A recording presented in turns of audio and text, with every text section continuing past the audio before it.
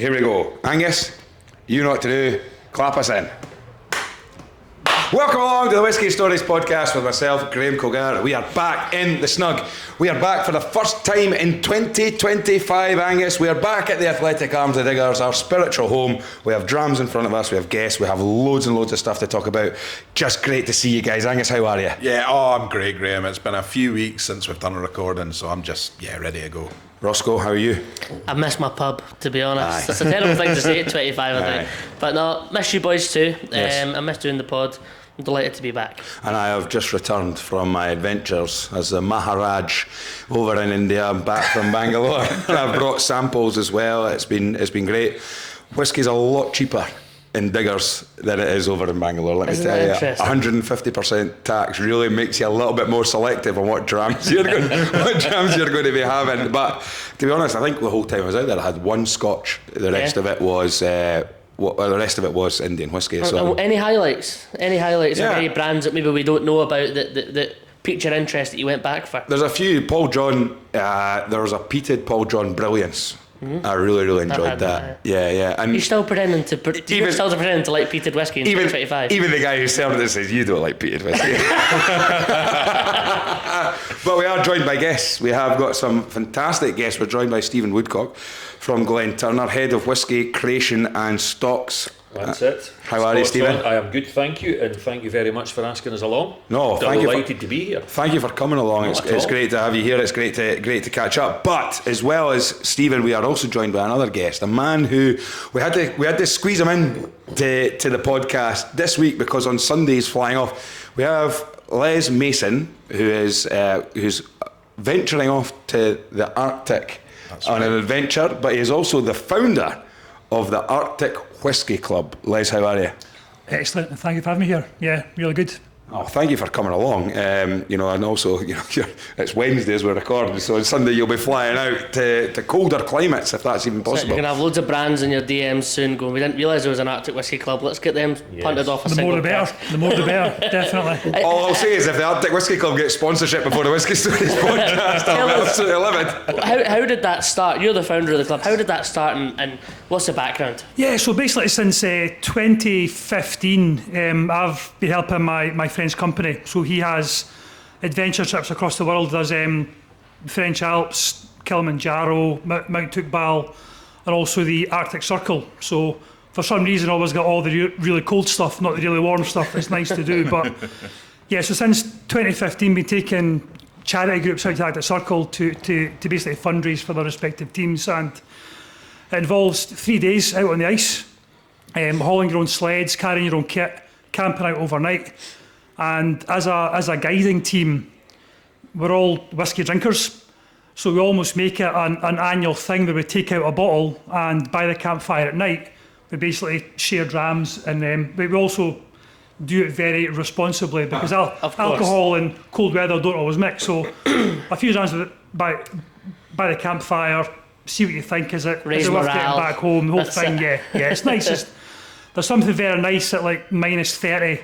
By the fire, having a nice warm dram. It's just, there's something very Scottish about it almost. It's that kind of open fire, the whole. And if you're taking people that you don't know, the best way to get to know somebody new, especially if you're doing something that's physically demanding, I guess, not that I do that very often, would be to sit around, give them a dram and get to know them. After a hard day's work. Well, the thing is, after this is, by the end of the podcast, we're going to ask Les is not which one of us you'd like to share a dram with, but which one would you like to share a wee bivouac tent with? I'm going to be on. Or feed to a bear, because you might need a sacrifice. Well, no fast. I mean, that will be a concern then, polar bears up where you are. We are just slightly south of where the bears are. So right. we look to make it as safe and accessible as we can for the charities. But generally, if you can run faster than the slowest person, you're going to be all right. So that's fine. I'm not coming next year. That's gross out. Aye, Whiskey Stories. I play football on Monday. I'm hobbling about the Edinburgh today. It's not good. Whiskey Stories Arctic Expedition would be all right, Angus, wouldn't it? I think a Whiskey Stories warm bath is probably preferable. To be fair, it felt like an Arctic expedition for me walking to the Diggers tonight after 28 degrees heat in Bangalore. I like the notion that it just reminds me of the story story of the two guys in safari, which is obviously nothing to do with going to, and one boy's putting on the trainers, and the other fella says, "You'll know how to run a tiger with them, as long as I can run faster than you."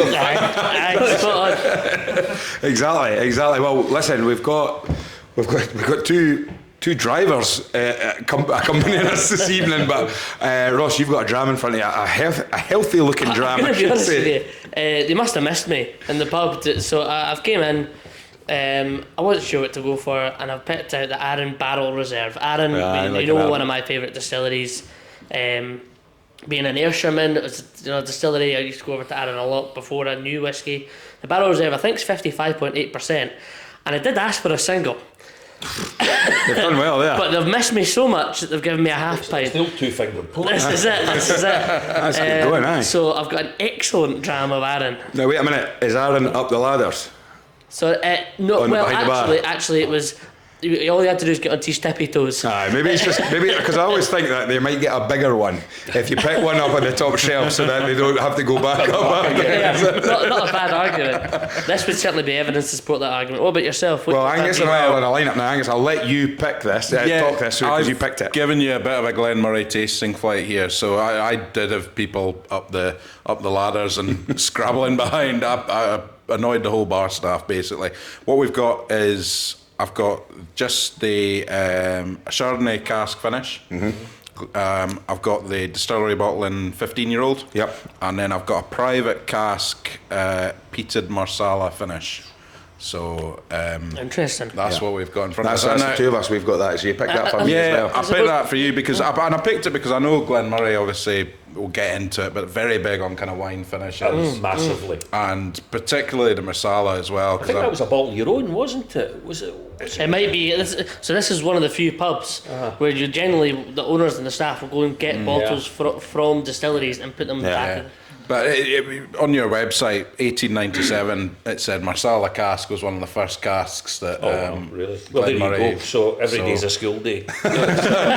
Note to self, read on the website. Well, that's why we've got a head of research here. I guess it's head of research. When I looked at the whiskey list and I saw there was a Marsala cask Glen Moray, I thought, we have to get that. Go for. And before we go kind of into your career and your story and how you are where you are now, have you lads got much past experience drinking Glen Moray? Obviously we've had Ali Baxter on the podcast. I'll be honest, and I think this is one of the things for yourselves guys, is that like this has been a whiskey journey for Angus and myself. We started this podcast over a year ago where we didn't know anything about whiskey except for we knew what we like to drink. And what's happened for us both, and a lot for myself as well, is I've gone through so many different sort of perceptions that you hold sometimes and break through it. And one of the things I would be, and Ali Baxter really opened me up. What's the vine? Twisted Vine. Twisted Vine. Mm-hmm. That was a cracker. And again, Glen Moray, I'd be honest, it's one of these drams where it probably, from an outsider, you see it so often in supermarket shelves. It is an iconic bottle. Yeah, but at the same time, that can sometimes hold. Like, why would you drink that when you know you could go to Asda and get it? Whereas, and that's been something where I've completely flipped on in the sense that actually, if it's available at that level, at that price as well, and it's a cracking dram, it's an absolute bargain to get. It's one that I would recommend for any listener. The Glen Moray 18. It's all American oak, and I think it's 47.1% or 48.1%. 47.2. 47.2. There we go. We always like it when Ross gets it. That's annoying. But it's probably one of the first American oak whiskies that really turned me on that journey, going from European oak to going for something more clean cut. Yeah. Absolutely adore the dram, and they've done a Portwood 25, which then became a Portwood 21. That's right. Which also were excellent drams, and well worth trying, because again, it is, you see the bottle everywhere, you see that interesting bottle shape, you see the dark blue, that's what you associate. And I feel like Elgin, probably before I went up to Speyside, I must have thought that Elgin was in the middle of Speyside, because everything's got Elgin on it, whether it's Ben Romack or Gordon MacPhail, etc. But actually having gone up to Elgin, been in the high street, see where it's from. I've not done the distillery, but it's somewhere I'd need to. A frustrating one for me as a whiskey in Scotch whisky. We have so many different distilleries where you read the distillery name and you go, how is that pronounced? and yet everyone Glen Moray and it's the easiest one. It's like, well, it's not. It shouldn't even. The Moray Council, but then Americans Glen Moray, and it's so from all these different spellings, difficult ones, and Gaelic and all that kind of stuff. Glen Moray, but Glen Moray is. And the flip side of that always, because just I know it's someone I've worked before would be Leitchik. Yeah. I'll have a wee sample of that Ledaig if you don't mind. Absolutely. Glen Gearach. I've been guilty of that myself. But aye, Ross, you asked me if I had any memories of drinking Glen Moray. There was a train journey, Graham, a couple of years ago, where, like you said, as you say, whiskey stories. That's great. You find it quite often, as you say, in supermarkets, and there's a supermarket very close to Inverness train station, and they just. The Glen Moray, the distillery bottle. Elgin Classic, probably it was called. That was purchased for a train journey back to Edinburgh, and I'm going to show a picture of Angus on this train journey. There's a picture. There's quite an infamous picture of me. And so did you enjoy the bottle on the train? Oh, we enjoyed the bottle. And again, it wasn't the only bottle, but was it legal? It was. At the time, it was totally fine. I can confirm it was legal. What I will say is, no laws were broken. From this picture that you're about to see, I will say. We'll get this this will be. I might make this a picture. It looks like it's a minute for the audio listeners. But what I will say is, despite him not holding a glass, he did have a glass. He wasn't drinking it from. he wasn't drinking it from. Coming to a Whiskey Stories Instagram near you. Yeah, that is the picture to check out. But I think so. But Stephen, you have not worked for Glen Moray all your days, but you've been in whiskey for a very long time. Yes, I have. Starting off at Diageo and moving on around and been around. So, I mean, what's your journey been like before you even got into working in whiskey? Aye. What was the sort of entry like into the industry for yourself or into whiskey? It sounds a wee bit cliched, but there's an element of being kind of born into it. So, my mum worked for Ballantyne's, which then evolved into Allied, which then evolved into Chivas, and then Pernod. Yeah. And my father, God rest him, had a bar. Interestingly enough, I'm from Ayrshire as well. Very good. Whereabouts in Ayrshire? Beef, North Ayrshire. Very good. I'm North Ayrshire as well. I'm from Irvine. He's the most unhonest man you'll ever see from Ayrshire.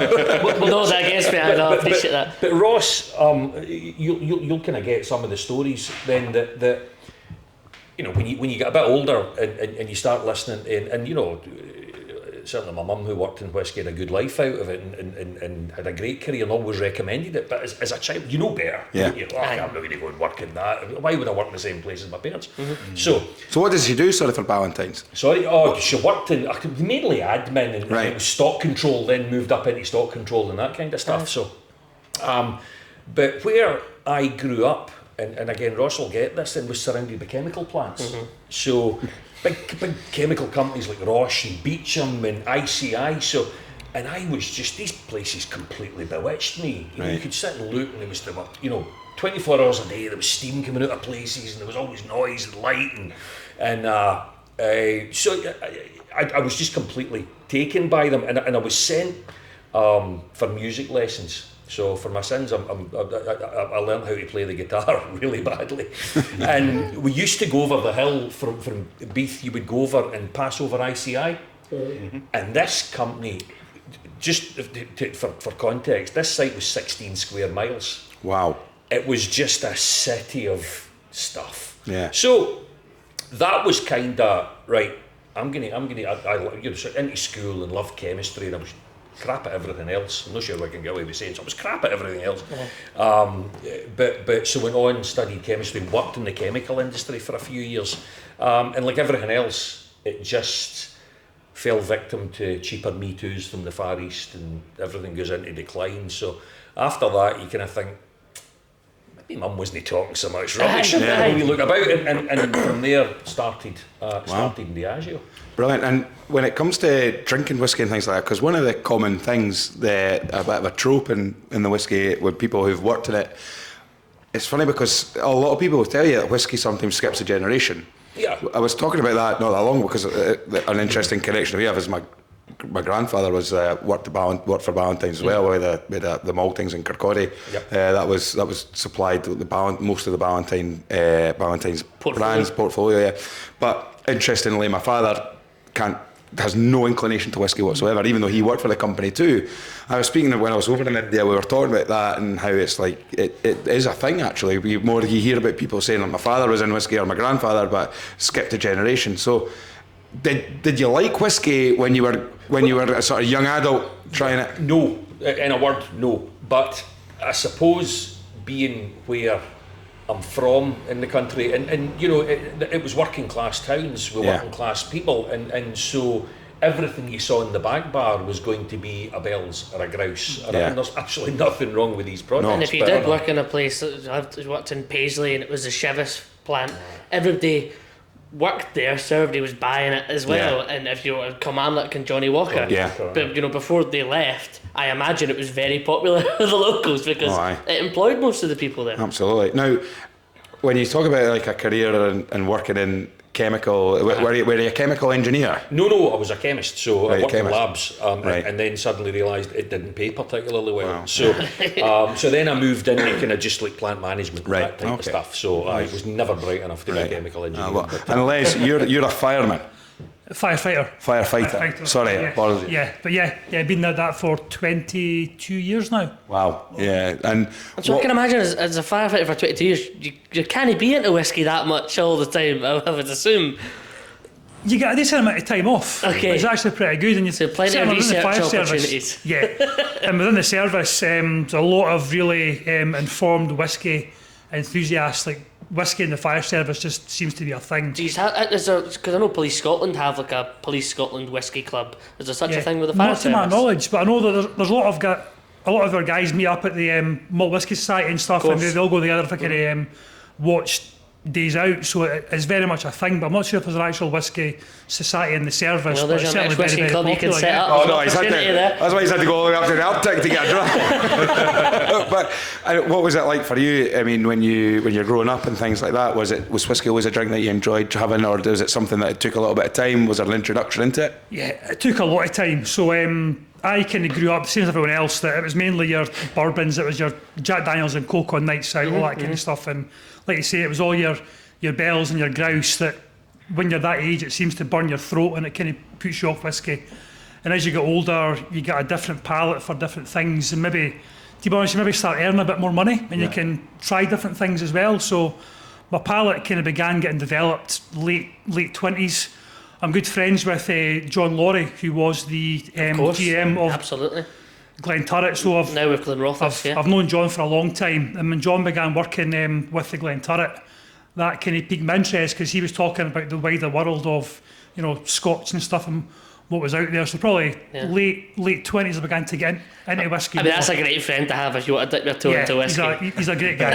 Well, and also we have to thank friend of the show, huge friend of the show, Vicky Elliott, for putting us in touch. It was Vicky that actually made the connection. From me, McLean, and she said, I found somebody that I think would be very interesting on it. Now, Angus, we actually, in fact, I can't believe I forgot, I'm not already said this, but congratulations to the Whiskey Stories podcast for hitting our 10,000 downloads over the weekend as we're recording. Congratulations, guys. Well done, guys. We've done it, so here's to us. But one of the things is we've always monitored where our listeners are coming from and what different countries, and we've had a few listeners pop up in Africa, South America. We've got a listener in Russia. Very keen listeners. I think he's listening right. Yeah, so and one of the things we've always said is the Arctic and the Antarctic, and I think it's the old confusion between penguins and polar bears. That's when Graham's geography lets him down a wee bit. I was like, lads, we've found a list of it you can get in the Arctic, and Angus head of research was quick to tell me other part of the world, Graham. No, because it's the 7 continents. The one continent we've yet to crack is the Antarctic. I'm convinced there must be somebody down there. I'm pretty confident that after hearing this episode, there'll be a bunch of guys. There's not much else to do in a research station down there. But there's someone going, the Arctic Whisky Club, what about the Antarctic Whisky Club? We've been going for many more years, so they might get in touch. But that's fantastic, and a big thank you to Vicky for, again, all her help and continued support and being able to put us in touch with yourself. But what was the jump like then for yourself then? What was the job at Diageo? That in itself's interesting, and I think always kind of... I think over the years I've learned, in whiskey, people can ask you, well, right, how's whiskey made? And I know I'm kind of segueing here a wee bit off in a different direction, but it's only 3 things go in. You can't. There's only so much you can do to make it sound right. Okay, so you put 3 things in and you do 3 things to it. Right. What do you do on a Tuesday? Well, do the same thing again. So you're thinking, what do you do the following week? That is true. You do it all year. So it's kind of interesting. If there's one thing I've learned, and it was from that very first day, almost in Diageo, is to keep moving. Yeah. It's almost like the daft analogy: if the shark stops swimming, I'm comparing myself to a shark anyway. But if it stops swimming, it dies. Yep. So you've got to keep going. So anyway, I was employed to look after pre-distillation at Port Dundass, the now defunct Port Dundass Distillery in Glasgow. And that was fine, and the transition was quite easy because when you maybe do a wee bit of you maybe do a wee bit of reading, and at the end of the day, it's a chemical process. Yep. Let's be fair, that's what it is. Particularly at a grain distillery, it's not it's not very glamorous, is it? It's not glamorous. You've got a quota to meet. And you don't see there's not the pretty the pretty copper pot stills. Nobody cares about your grain species, or if you're liquid yeast or powdered yeast. Nowadays, people are really into it. These artisanal distillers, but I'm imagining, being a big player in world blended whiskey at that point, Port Dundass, you were busy. You were very, very busy. So at that point, up until it closed, I think it was about 45-50 million a year. But about a week before I was due to start, the phone goes, and it was my boss. There was a guy called Mike O'Donnell. I don't know if Mike's still with the business. And he said, delighted to have you on board. Team are really psyched, about you starting. How do you feel about running a cooperage? And I heard it in your voice. And still terrified. Oh my goodness. That'd be great. Thanks very much. And at that point, you go from I'm going to storm this role to what have I done? Cooperage on site. Dundass Hill. Yeah. So I don't know how much of it is still there, because I don't pass the site that often now, but there was an old piece of the site retained, and I think it was because it was perhaps listed, and it was Old Engineers Workshop. It's right in the corner, faced right onto the motorway, the M8 as you get past. I was going to say, for people that don't know, it was known as the Glaswegian. It has been bottled as before. It was the Glasgow Grain Distillery. So. And so Dundass Hill Cooperage just sat next to there. So what am I going to do? There's a week to go. I don't have another job to go to. So you just got thrust into suddenly going from chemical plants, and to be honest, like you said, the chemical plant side of it versus a massive industrial. Because that, like you were saying, Ross, grain whiskey is produced in its industrial levels. Scales. It's continuous processing. You can't switch it off. Correct. Yeah. So you've got that. So there's very little bit to go, and then you see distilling, and you look at whiskey at hundreds of years old, 200 odd years longer, and what have you. That we've done this in Scotland, but yet the processes at a grain whiskey have gone into modernisation and all the process there. But cooperage and coopering is still, and Angus can justify that. I can't add a wee go at it. I mean, did you have a go at physically doing any of the coopering yourself? Absolutely not. Well, it wasn't what I would say to be a particularly unionised or militant, but it certainly wasn't. But a Cooper's hammer and driver were his hammer and driver. You didn't touch them, so that was absolutely fine. And there's me day one. Stood there like the boy first day at school, quite literally first day at school, because I was absolutely terrified. And you're getting in there, and can I pardon the French a wee bit? I didn't know a hog's head from a hog's arse. 100%. Genuinely didn't know. Yeah. Well, you're sitting between one and the other. So he's a butt. It's yes. There's a few stories there, but I won't go down there. But I mean, Coopers are still paid by the cask. In a lot of circumstances. There's a lot of piecework. Salary, I beg your pardon, Diageo salaried theirs, which was interesting. Earning potential was seriously cut. But so the kind of secret there was there is little point in me turning up and telling somebody what they're doing wrong with raising a cask, because in those days it was still.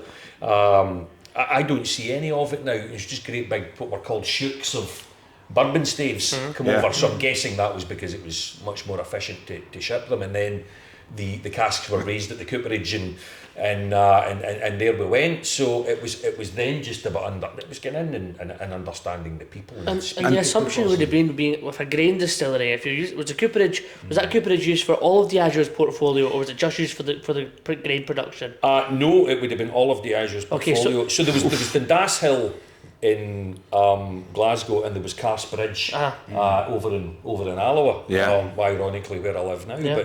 But and then they both closed to make way for Cambus, which now sits just next and to it was, Massive. was So it how Cambus many guys that you had to go with? Because that was Clark it was Manager. Cambus, the Clark Manager. So at the Edinburgh Whisky Festival, the Cambus, the guy from Cambus was there with a couple of apprentices, and they there's a video I think you put up on There's a YouTube, good few didn't videos you? of Angus grunting A away video with of an me apron on, trying to build sweating the away with the sweat dripping off me. after about 14 drams. Bloody hard work, really is. especially for a kind of white collar boy like me. It was, People have the assumption, for people again that are new to whisky, that are listening, you know, when we talk about maturation for grain whisky as well, it's generally assumed to be a lower quality of cask that's used. The term refill can be second fill, it could be fourth or fifth fill. Yeah. And so my assumption always was that grain whisky was put into wood that wasn't particularly active a lot of the time, because again it was made for consistency purpose, to be a part of the bigger picture.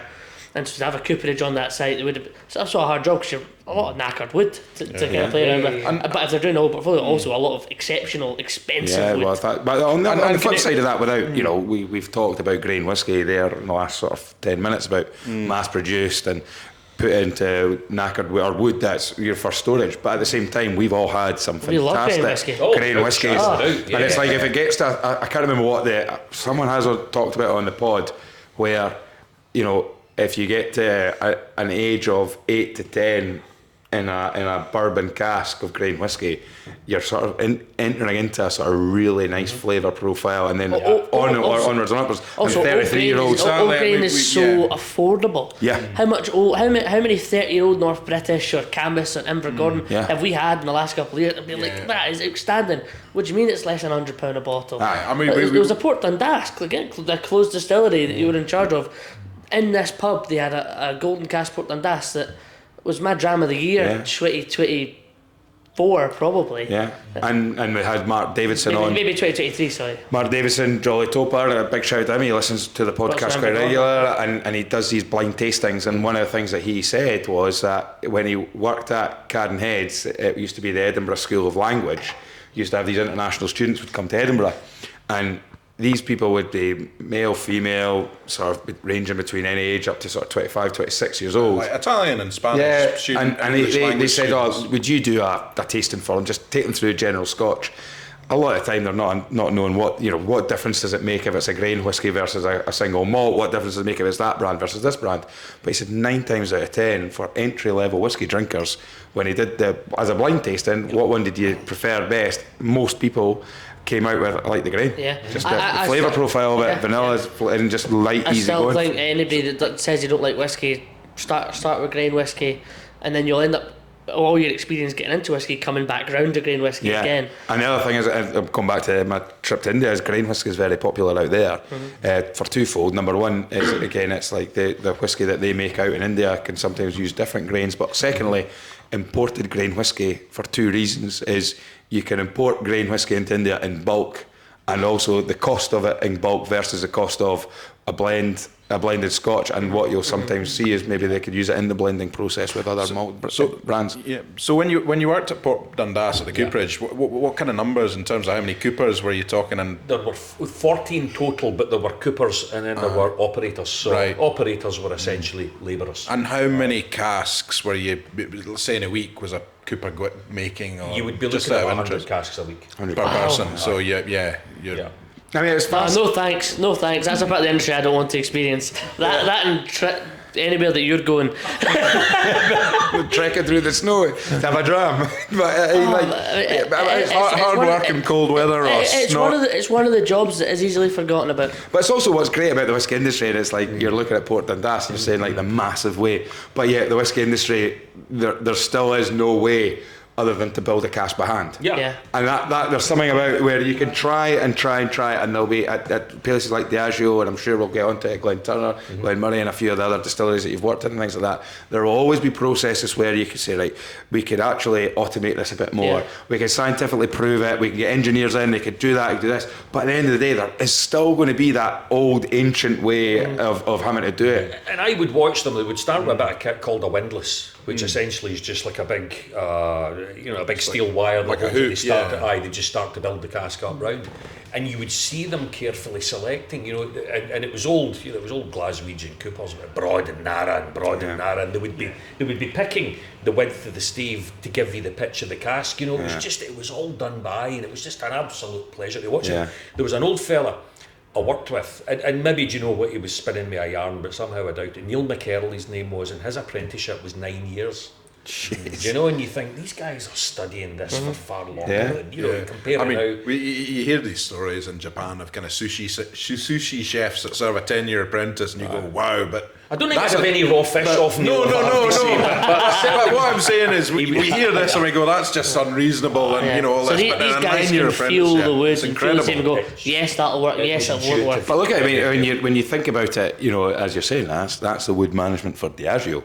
So it's what's going in there, and you're saying to yourself, there'll be plenty of people that were involved in the wood. I take it so the wood management process would have been somebody centrally in Diageo organising what wood is being sent to the different cooperages, and blending teams would have still been there. I guess so. It's not something I was involved in then, so I suppose I've got to be careful what I say, because I don't know how it all operates. But now, I mean, I'll look at the way I look at it in the role I have just now is I start with, you'll look at your depletions. So you'll look at what is exiting a business. So you'll look at, right, okay, for 3-year-old, I'll be looking at 2022. How many fourth fills have I got there? Yeah. How many fifth fills? How many are likely to start exiting the business? And then we'll adopt a strategy of, well, how many do I want to replace? How many do I want to rejuvenate? Yeah. And so that process, then you'll decide exactly how you're going to allocate that. It's a recipe. Yeah. If you've got a core range product that's been a success, you build a recipe. Brian Kinsman has to plan for Glenfiddich 12 in 40 years' time. Yeah. He has, that production, those orders of whether it's refill American oak, refill cask, refill French oak, whatever they're using, J. Cadcock for Glengoyne production, a lot of what they're buying isn't very glamorous, but it keeps the business going. Yeah. It keeps that recognisable label on the shelf. And Johnny Walker Red Label and Johnny Walker Black Label, more than any other product in the world, in the Western world at that point, was probably, okay, how do we keep Johnny Walker Red Label in production? Okay, we need X amount of said grain whiskey at 4 or 5 years old in 4 years, etc. Yeah. Really interesting. But it can all be done on a database nowadays. Yeah, but you're saying about done it, and this is what goes back now. I have to work out whether I'm right here. And I'd had a couple of drams at the time. All best stories start that way. And a couple of drinks. It's going to start even You're better. probably not right. It's going to sound even better, okay? I'd had a couple of drams at the time, and I was in the Highlander Inn. Yes. Right, so these are great whiskey stories. I great whiskey stories there. Yeah. So, long before we'd started doing the Whiskey Stories podcast, I'd managed to convince my current wife that we should head up to Speyside for a wee trip away. I hadn't mentioned that until the day that we were leaving. Oh, by the way, Spirit Speyside Festival is on at the moment. We had a great time. What a happy coincidence. A lovely coincidence that we had. But we went through different places. Unfortunately, she doesn't drive, so I was doing a lot of the driving. But we picked, Saturday night, I think it was, Saturday early evening, get to the Highlander Inn. And there's a local there. And I'd love anybody who's listened to the podcast who knows who I'm talking about. His name is Dode, right? And he works for Diageo. Right. And he is a local, and he's born and raised in Craigellachie. And basically, I got chatting to him, and it's quite funny. At Spirit Speyside Festival, there's Germans there, there's guys from Australia, there's people from all over the world, there's a couple of Americans and what have you. And he's just this guy, he's walking through it, it's like it's his house.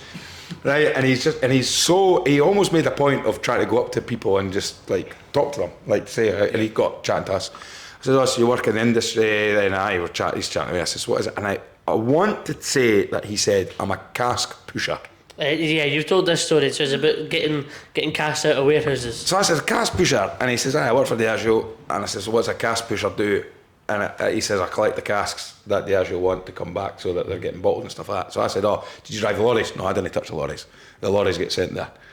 And I said, so... Oh, you the forklift? Or you... no. I said, do you go to the distillery with a wee inventory sheet and pick them? No, it's already picked. He said, I just make sure the right casks go into the lorries that end up going back to the... I could do that job. But I thought, like... This guy's spinning a my yarn, do you? Do you know?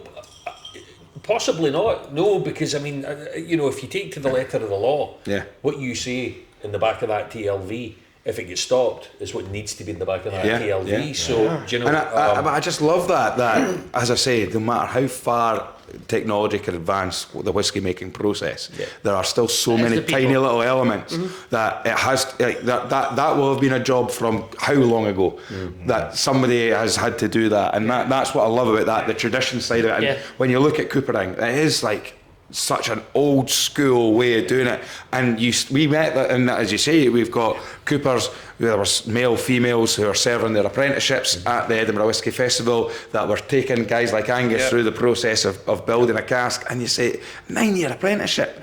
That's learning. That's not an apprenticeship. That's learning a craft. 100%. And when you think about imagine, and this is where the romantic side of it comes in, is like, I could make a cask tomorrow, right, and it could hold whiskey in it for 40 years and then be sold for an extraordinary amount of money. And you say to yourself, wow, I remember meeting a guy, like this is one of the reasons, I used to be a forklift instructor, and one of the reasons that our Whiskey Stories kind of idea came was I met a guy on a forklift course I was doing, and I said, so where did he work before? He was an on-board, he was working at a gas plant in Airdrie. Really nice place to work. But I said, where do you, he said, I've driven forklifts. I said, where did you work before? Broxburn Bottlers. And suddenly I was like, wow, you've had casks of whiskey on your forks. Yeah. And I'm asking him, what's the oldest cask of whiskey you've ever... And the guy looked at me like I had two heads. I said, do you like whiskey? Can't stand the stuff, mate. But it was a job at the end of the day. I worked the Forklift Stories podcast, that could have been massive. But it's just like... I love that. My mind, gives you that inkling. He had like I can't remember what it was. It was like, I want to say a Tomatin 40-odd-year-old private cask. He said, that's the most expensive whiskey I've ever had in taken off the racks in a forklift. That was going to get bottled. It's like F1 drivers, they drive for the thrill of it, don't they? Aye. Forklift drivers. Oh, what a buzz. You want the most expensive cask on your... I don't know, you called it your forks. Aye, on the forks there. Tilted back, of course. Oh, of course. You need to tilt that back. And so tell us, you start production, you're doing production at Port Dundass. Do you then make an effort to start liking whiskey? Have you got this thing that, maybe I should get to know a wee bit about this? Yes. I mean, I think that was probably my introduction into there's a whiskey out there for everyone. I don't really buy into I just don't like it. Because you know what, I lived a lie for years, just thinking I really just don't like it. So yes, I mean it'll probably, I know we do the wee piece at the end about the three stories, and so there's probably, so there was a moment. There was absolutely brilliant. So you get that kind of itch. You're the shark. You don't want to keep moving. You don't want to stop moving. Right. Yes. So what's the next step? Well, they closed Port Dundas, don't they? So that was late 90s, early 2000s. That was 2009. They announced it, and then by 2010, it's quite late. It was silent. And I was really, really keen to stay in the industry, and that's where opportunities come up to kind of move north. So an opportunity come up to move north and work in malt distilling, and that had always been. And one great thing, but Diageo is they want to find out what people want to do. Right. What are your aspirations? They don't just want to bury you in a box and leave, unless you want to do that for 40 years. So I'd always kind of aspired to work in malt distilling, so I get that opportunity and move north. And that was, again, dragging my wife, love you Lorna, but kicking and screaming. Well, you said Glasgow lady, not interested in snap her in half, she says Glasgow. And albeit we were living in Ayrshire at the time, no, I'm not moving north. But my paternal grandmother had stayed in Nairn. All right. So I was really familiar with the Moray Coast. I thought, you know what, we'll love it. Let's just go and give it a go. And moved up and started malt distilling there. So I had considered whether or not a Bell's would be one of one of my drams at the end, but it's not quite made it. But I landed in Inchgower Distillery. Oh, lovely. interesting. Love Inchgower. The coastal space. Yes, there we go. The very bones of Inchgower. Yeah. And do you know, I turned up, and what I really enjoyed, and really I turned up because nobody else wanted it. Really? So you were the distillery manager at Inchgower? Yes. So I was site operations manager. Is that about the same time as Ramsay Borthwick would have been up there? Rambo was there just before me. Okay. So Ramsay, yes, Mr. Borthwick. Mr. Borthwick. I worked with him at Glenkinchie. I was at Glenkinchie. So Ramsay was there just before me. So I turned up, and the only way you could describe Inchgower is that if you took the constituent parts of a distillery up into an airplane and just kicked them out. It was mental. And the story behind that is that during the 1960s, I think it was, Bell's wanted to upgrade Inchgower, but they didn't want to stop production. So you've still got your mash tun sitting where your mash tun sits. You're getting fed with the grist case and the whole piece. And but right, okay, so we can't put the mash tun there. But what we'll do is we'll decommission these malt kilns and we'll stick a mash tun in there, and then we'll move the boiler and we'll put it in the other old kiln. Then we'll put hot liquor tanks downstairs. You couldn't follow this for love nor money. And this is great. This is a distillery that a lot of our Well, it's not open to the public. A lot of our listeners would have tried this, but we'll never get the opportunity to see Inchgower. So it is just a mismatch of equipment all over the place. It really was, and it was almost kind of fully manual. It was very limited in terms of automation. They'd had a go at it, I think, in the kind of 80s and 90s. So, you had something akin to, look at the steering wheel of the what do you call it, the Enterprise in Star Trek. So this do, but it was brilliant because you were learning from proper old distillers. Wow. Yeah. It was like transferring, starting the mashing process, and it's fair to say, I think Bell's was always more about quantity than quality. So the mash tun always ran backwards, and they didn't know clear water was a thing. So this, the water was always really, really cloudy. But you were learning these things, and even setting a wash back, bringing it up. The old boy I learnt that from, Duncan, he would be like, right, he would be measuring in the stick coming up. That's it at a certain height. I'll now just walk fairly slowly back to the panel and stop the pump. Bang on, every time. And these things were just fantastic. So, and in distillation, there was an old fella called Andy Smith, and he had come up from Bladnoch. So he had been a Bell's employee most of his days. And Bell's were really into energy saving. In fact, they were way ahead of their time. So it's quite counterintuitive to think of hot water condensers. Right. But that's what they ran. So what they would do is you would have, wait till I remember this right, you would have hot water coming in at the bottom, or warm water. And then of course you would have the vapour coming down through the condenser, and it would give up its heat to the water travelling up through the condenser, and then you would have scalding hot water coming out the top. That scalding hot water would then feed a falling film evaporator, so they would evaporate their own pot ale into syrup. So that was then animal feed. So you would then transfer the heat from the scalding water into the pot ale to transfer it to syrup. It would go back as warm water and pass through the condenser. So they're just saving it. This great big massive energy saving piece. But I've got another energy saving story about Inchgower, which was a cracker. And but what you find is that spirit doesn't really intuitively condense in a hot environment. We always think of these traditionally old condensers with really cold water running through them. So the pressure would build. So you found in a lot of these old Bell's distilleries pressure transmitters measuring the pressure build up within them, because of course the distill's running, it's generating vapour. The vapour doesn't really want to condense. And I should have said, when they charged distills back in those days as well, Andy would be tapping, the distillman would tap the cider, because you would get that change in tone when it got to the level. So if the pressure got a bit too high, it would go cling, cling, cling. For people that aren't familiar, that's mental. Right, I'll just say this, right, Jake Adcock, you're welcome for this. He's going to absolutely love this. That is... For how long would you do that? What do you mean in terms of? No, so you've got vapour coming up the still. Well, when you're charging the still, you would be tapping it just to get the level. Even just things like just knowing that the distance, the time, if I walk this pace from here to there. That's just how it was. And that's what I just love it. But you would get the pressure built, so of course it would start generating vapour, it would start building up, and then you'd be watching the kind of pressure gauge, giving it this and that. Patience, grasshopper. It was this type of.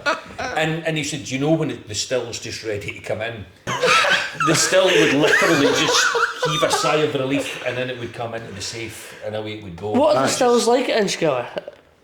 Small onion-shaped stills. For a fatty, really viscous quite spirit. Small, and you would distill really, really quickly. So you wanted a really nutty, spicy, cereally character. Yeah. Wow. Yeah. And that was contributed. The starting part of the process was this cloudy wort. That was it. I mean, I must admit. I think you can tell that you loved your first job in malt production. Well, do you know the thing was that the distillery was so decrepit that and here's a piece as well that God, the history of this place. When you went to the boardroom, and the boardroom was just an old converted cooperage, right? It was just a damp space, Right. and there was all this beautiful furniture, hand carved furniture, and you couldn't keep it. You couldn't keep it from warping because if you start the heating on, it get too warm. Aye. You put the heating off, it get damp and cold. Yeah. And I ended up my last point. I'd actually worked in all the Bell's distilleries. My last stationing with Diageo was at Blair Athol in Pitlochry, which is just That's the only other beautiful place to work. I loved it. And somebody popped up in the intranet. This thing, it was called Wicker's World of Whisky, and you need to be of a certain age, but there was a guy, you guys are a lot younger than me, but a guy called Alan Wicker who used to do travel programmes, and there was this thing, he's doing this Wicker's World of Whisky, and it was all round about bells, and it was Is this available on YouTube? You could look at try and find it, because Alan Wicker kind of he had a kind of pastel suit and he'd go around. And there was the piece, and he was at Pitlochry, which of course is no longer with us as well. Well, let me introduce you to the master distiller, and here would come this guy dressed like John Travolta. It was like a three-piece suit with the long pointy collars, and it was a pleasure to watch. But they did this piece in Cherry Bank. And which of course was the headquarters of Bell's in Perth, and there was and I can't remember, it was the chief exec or manager, a guy called Raymond Miguel. Right. And bloody hell, is he not sat at this furniture in Cherry Bank that was now up at Inchgower? Really? And obviously I didn't know that when I was at Inchgower, because I'm supposed, come on, sue me now, Diageo, I broke that table when I was there. Removed leaves for a training course and I had to get a joiner in to fix it. But just to see that kind of stuff was awesome. I wouldn't have known Inchgower was a Bell's distillery. Well, if somebody says Bell's to me, I think Blair Athol. I did. It was right. Wait a minute. When did I try Inchgower for the very first time? The Flora and Fauna, the 14. It was a Flora and Fauna, Fauna, I think it might have been at the Jeffrey Street Whisky and Tobacco. It might have been there. Anyway, and he's explained to me that this is actually one of the malt blend that goes into the blend for Bell's. And it was probably the first time I tried a whiskey, and instantly the flavour sent me some sort of like, how do I know that? Yeah. Like how there was a sort of a very distinctive flavour that just went into my memory that said, or my brain that said that's like, it felt like I know that flavour profile. Whatever I pick up from when I drink a Bell's. It's recognisable. There's a bit of nostalgia. Yeah. I remember the first time, I don't remember the exact first time I tried it, but I remember getting given an Inchgower, probably by Cameron Ewan at Scotch and Balmoral, and I'm saying, so this is a coastal Speyside. Me saying, but Speysides don't taste coastal. Because again, as an 18-year-old, I thought it has to be from the west coast or Islay to have a coastal flavour profile. He says, no, this is literally on water. So it's on the coast, so you can shut up, and it's in Speyside, and it has that amazing American oak character to it. Brilliant. Les. Underrated whiskey, Inchgower. Totally, 100%. But not a whiskey you can actually. I've got a Provenance. Is that a Douglas Lane? Often independently bottled. Often bottled. Let's go to yourself here. You're going to be travelling out on Sunday as we're recording this. It's Wednesday. You're heading to the. Where do you fly to get your trek started? So we shuttle through Helsinki initially in the south of Finland, then go to Rovaniemi, the capital of Arctic Lapland, basically where home of Santa Claus. Santa Claus lives, yeah. He'll be knackered. He's on the wind down. And basically from there we then trek for kind of 3 days north, then get a bus back to the start again. Right, so when you're trekking then, so how far are you trekking every day then? Day one is just short of 30 kilometres. That's a mixture of frozen lakes, frozen rivers, etc. A little bit of forest walking as well. Day two is about 20k. Day three is between 15 to 18 kilometres in the end. I need those Dougs in the movies to drag me along. Yeah, you're needing a few drams if you're travelling that. There's no Dougs with you. It's all sled hauling, man hauling sleds, isn't it? Everything. We've got two snowmobiles, so we've got a snowmobile at the front, purely safety and to kind of break the route to make sure there's no areas of any kind of water and stuff on the ice. Then there's a snowmobile with the base camp team as well, but the rest of the time you've got your sled, all your kit, your harness, and you're basically pulling your life behind and you. And you do this every year? Yeah. And so wait a minute, you're saying 3 days out and then a bus back, and then there's another group that comes out and you take them out again? Just like a big hamster wheel, basically. So we fly out on Sunday. The first group arrive on Wednesday. They get training the Thursday, leave the Saturday, fly home the Monday. Group 2 comes out Wednesday. Industry. And these are I'm going to say like novices as such, that people that have decided for a fundraiser they're going to do this trek to raise money. Is that the sort of general group that you're getting?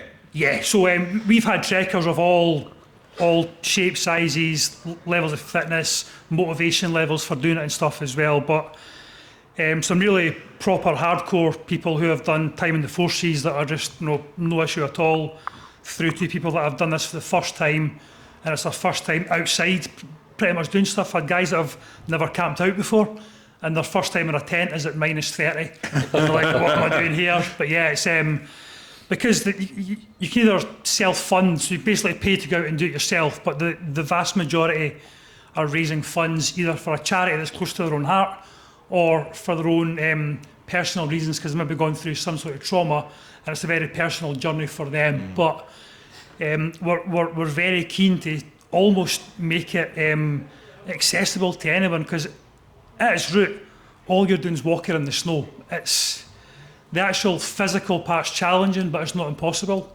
What's impossible is not getting through the conditions, the hardship, the temperature, all the mental stuff that comes with that. That's what people struggle with.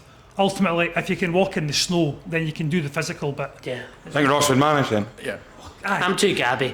That would be the bit that really gets on my Wikipedia. Oh, look at that, by the way. That's... You want to tell me about it? He said, I'll actually tell you something about that, actually. But, I mean... I can't be a wee bit like that, you know, but that was... I've done so many exhibitions. But exhibitions or expeditions.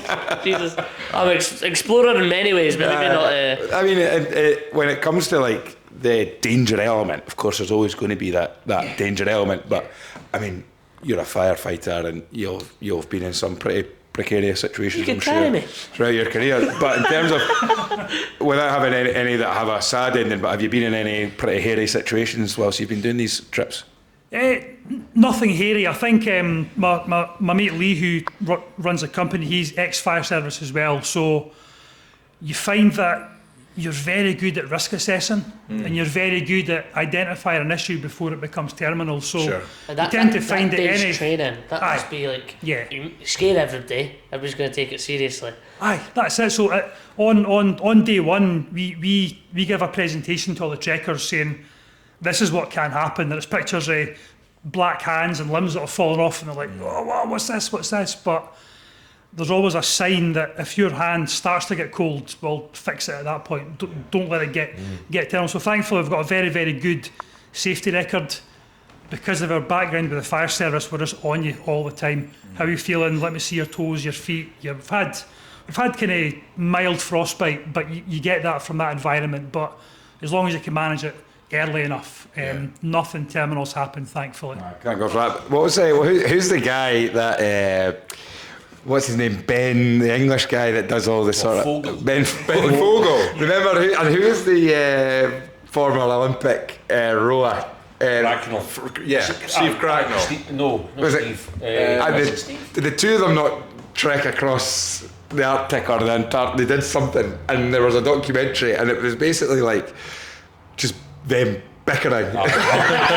but this is what happens in Arctic adventures, because you've close company with just one other person, and it kind of drives you mad. If you ever read about the kind of Scott expeditions and all this thing, they all ended up loathing each other at the end of it. And I mean, if you want to strip back someone's character, take away all their comforts, get them cold and knackered, then you see how that person and of course, man-hauling was what kind of ended the Scott Arctic expedition, because again, they were putting out more energy than they were actually taking in rations, of course. So it's tough stuff. I mean, when it's just a kind of interesting thing, but when they eventually, so Scott was famous for it because he just man-hauled. There was no dogs, there were ponies, but they were shot, and he just. Is this the Arctic? This is the Antarctic. So he man-hauled sledges to the South Pole, and he was going to man-haul them back. Amundsen, very keen on dogs, a bit like Ross. It was all dog sleds. So when they got round, the British Geographical Society got round to having a kind of a ball for Amundsen for completing the South Pole,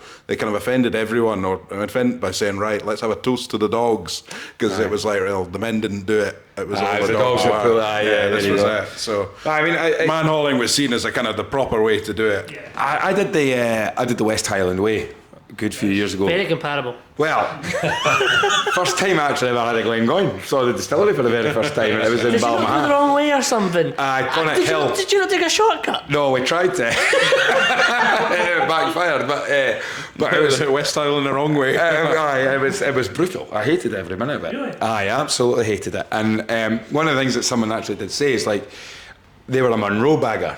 Like, so I thought to myself, you'll know all about it. And they were like, nah, I won't bother with the West Highland Way. I said, why not? He's like, because you don't get the satisfaction of the view at the top. And he said that what you do is when you bag a Munro, when you're climbing a Munro, you're climbing up a mountain, you get to the top and you get that feeling of, wow, look at us in front of us.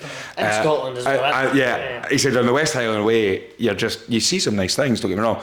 What is it like? Is it just vast desert land of snow, or is it actually nice scenery and nice things that people get to enjoy whilst they're doing that trip? It's nice scenery. So Finland's 80% forest based. It's a lot of heavily forested areas that are proper Christmas tree environment. That they're frozen solid white, frozen lakes, frozen rivers, generally clear skies. So beautiful, like unpolluted blue skies. Yeah. At night you can see every star in the galaxy.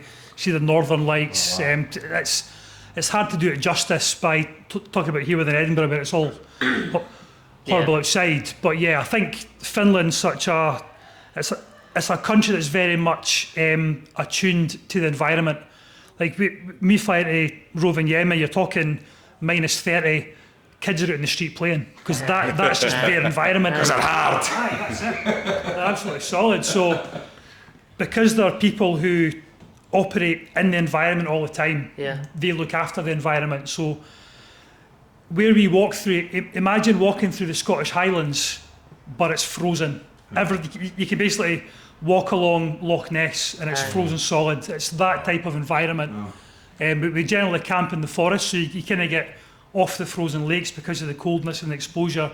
You're in the frozen trees in your tent, and it's hard to do it justice by talking about it. But well, you'll have plenty of photos, because you'll be able to send us back pictures of you enjoying a lovely Whisky Stories 25-year-old blend by their fine. Absolutely delighted to donate to the cause. We've got to have a dram. Also, because we want our blend to get as far and wide as possible. So far, I mean, we've had. I was able to big shout out to the guys at Soka in Bangalore, Soka Cocktail Bar. We tried the dram. Gave him a shot of the dram of the 25-year-old over in Bangalore, and I know that we've got bottles in Wales for sure. Charlie Hume is desperate for a bottle going out to Cayman. Cask in Cayman. Aye, so they can buy the bottle at Cayman prices. But it's great, and that's what we want, is that bottle to get as far around the world as possible. So it's been great, and a big thank you to everybody who's purchased a bottle. There's still bottles available. Well, I think it's an amazing. It's an amazing thing to have done. Clearly, the first time you done it, you had no hesitation that you were going to do it the next year, etc., etc. Nothing, but I think the first year out, quite hesitant, because obviously it's a very new environment to me. And thinking back to 2015 when I was first there. Where are you from in Scotland? Dalkeith. That makes sense, Yeah. Not aphasia. Yeah. I basically used to jungles out there, so it's fine for everyone else. But yeah, always done stuff in the hills and stuff anyway, so I knew that I was fit enough, but that environment itself, you're always a bit intimidated, because you don't understand minus 30 until you've experienced minus 30, and it's a whole different type of temperature out there. So I think it's good for the guides, because when we go out for the first time, the trekkers are feeling that as well. So you understand that trepidation they've got, and you understand as a guide what you have to do, and know when to cuddle them and support them, and know when to kick their arse and say, keep moving, you're fine, you're not going to stop. So it's that kind of good cop, bad cop routine you get, and that definitely comes with experience and working with all the different diverse range of people that actually come out on the trek. As I say, I've had people from all walks of life, and people who work in the city of London that kind of they go to Hyde Park, and for them that's the outdoors, to people that have worked in the Highlands, for example, it's like a busman's holiday for them. So it's all very different range of people, but as we say, at the end of it, you're walking 80k, hauling your kit, camping out, doesn't matter who you are, you're a human being and you've got the means to get through it, and generally they always do. We've raised over £1 million for all the various charities that have come out over the past couple of years, so it's very, very successful. Brilliant. Has your whiskey ever froze?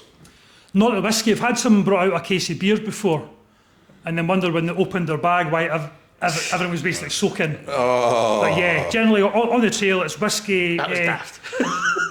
Slow gin's very popular as well, and that can be nice for a campfire, but it's generally whiskey.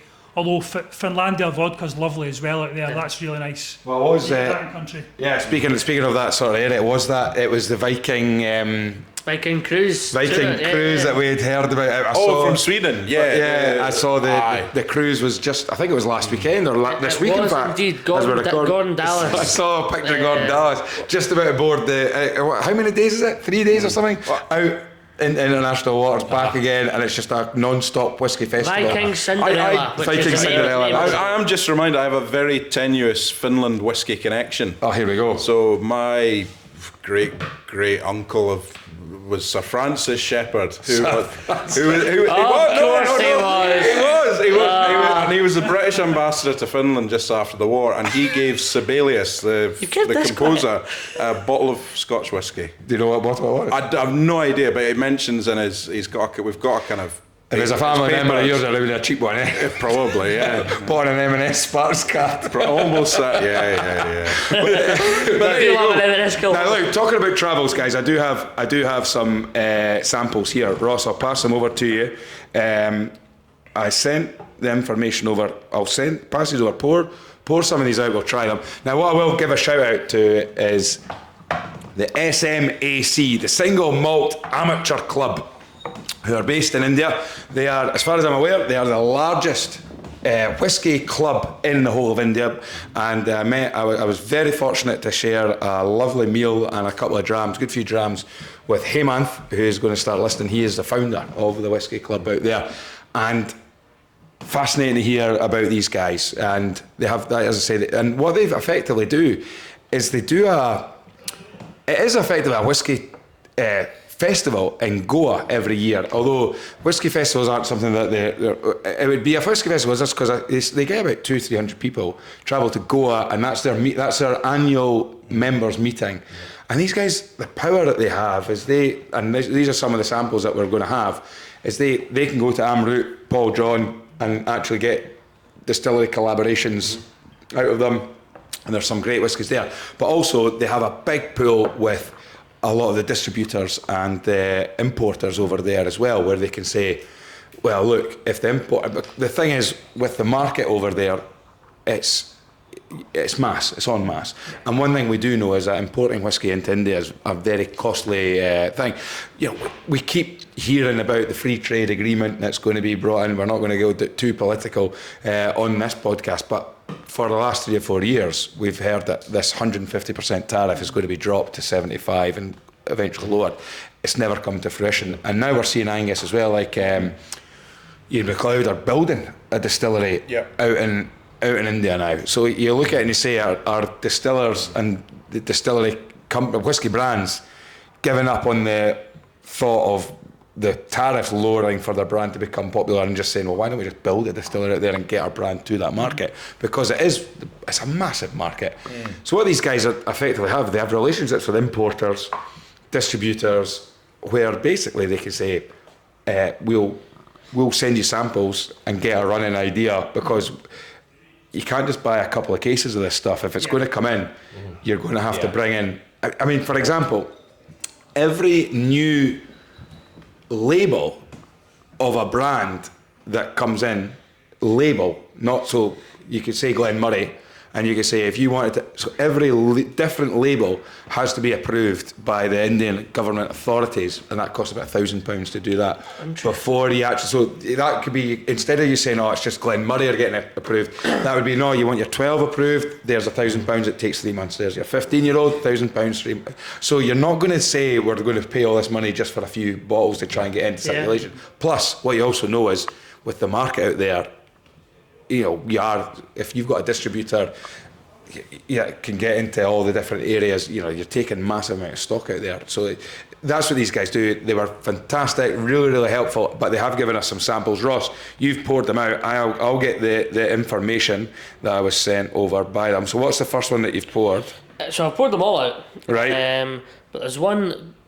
Is this your handwriting? No. It was excellent handwriting then. One that spells Mithuna. Mithuna. Right, let me get that. 50%. Mithuna. That's from Paul John Mithuna there. So that's a Paul John Mithuna. So I think that's a special bottling that we've got there. And then we have COTLN. Colton. X Rye. 50%. Oh yeah, so X-Ray, give me 2 seconds, I've got the information here. This is great radio. So that's the first of its kind. That's an X-Rye cask. That's made quite a bit. It's Indian malt. Single malt amateur club and Amrit distillers unveil the Children's of a Lesser God. The first single cask special edition from Amrut exclusively for the SMAC and the Indian market. So there you go. A unique single cask Amrut. I mean, that's really cool. Yeah. So these are the kind of drams we've got. And then an Amrut M Nice or S Nice. Snice. 60%. Oh, that's going to be. Now wait a minute. Let's just try them, Yeah. and let's importantly, while we got a taste of them because we've got 2 drivers. Yeah. Let's move on. So was the Bell's Distilleries the end of your Diageo career? No. So Inchgower got a wee bit more interesting because it was I think fair to say a hugely underinvested distillery. So again, there was still a lot of hangovers from the 1960s upgrade. So me and my boss at the time and I invited the senior exec team out to have a meeting. So the managing director at the time would take his team and have meetings at different distilleries, and they come out and we kind of hijacked them a bit and took them a wee wander round and said, look, really, is this Diageo standard still? So at the end of that day, I'd ended up with a cheque for £5 million. Wow. Go and do something. So the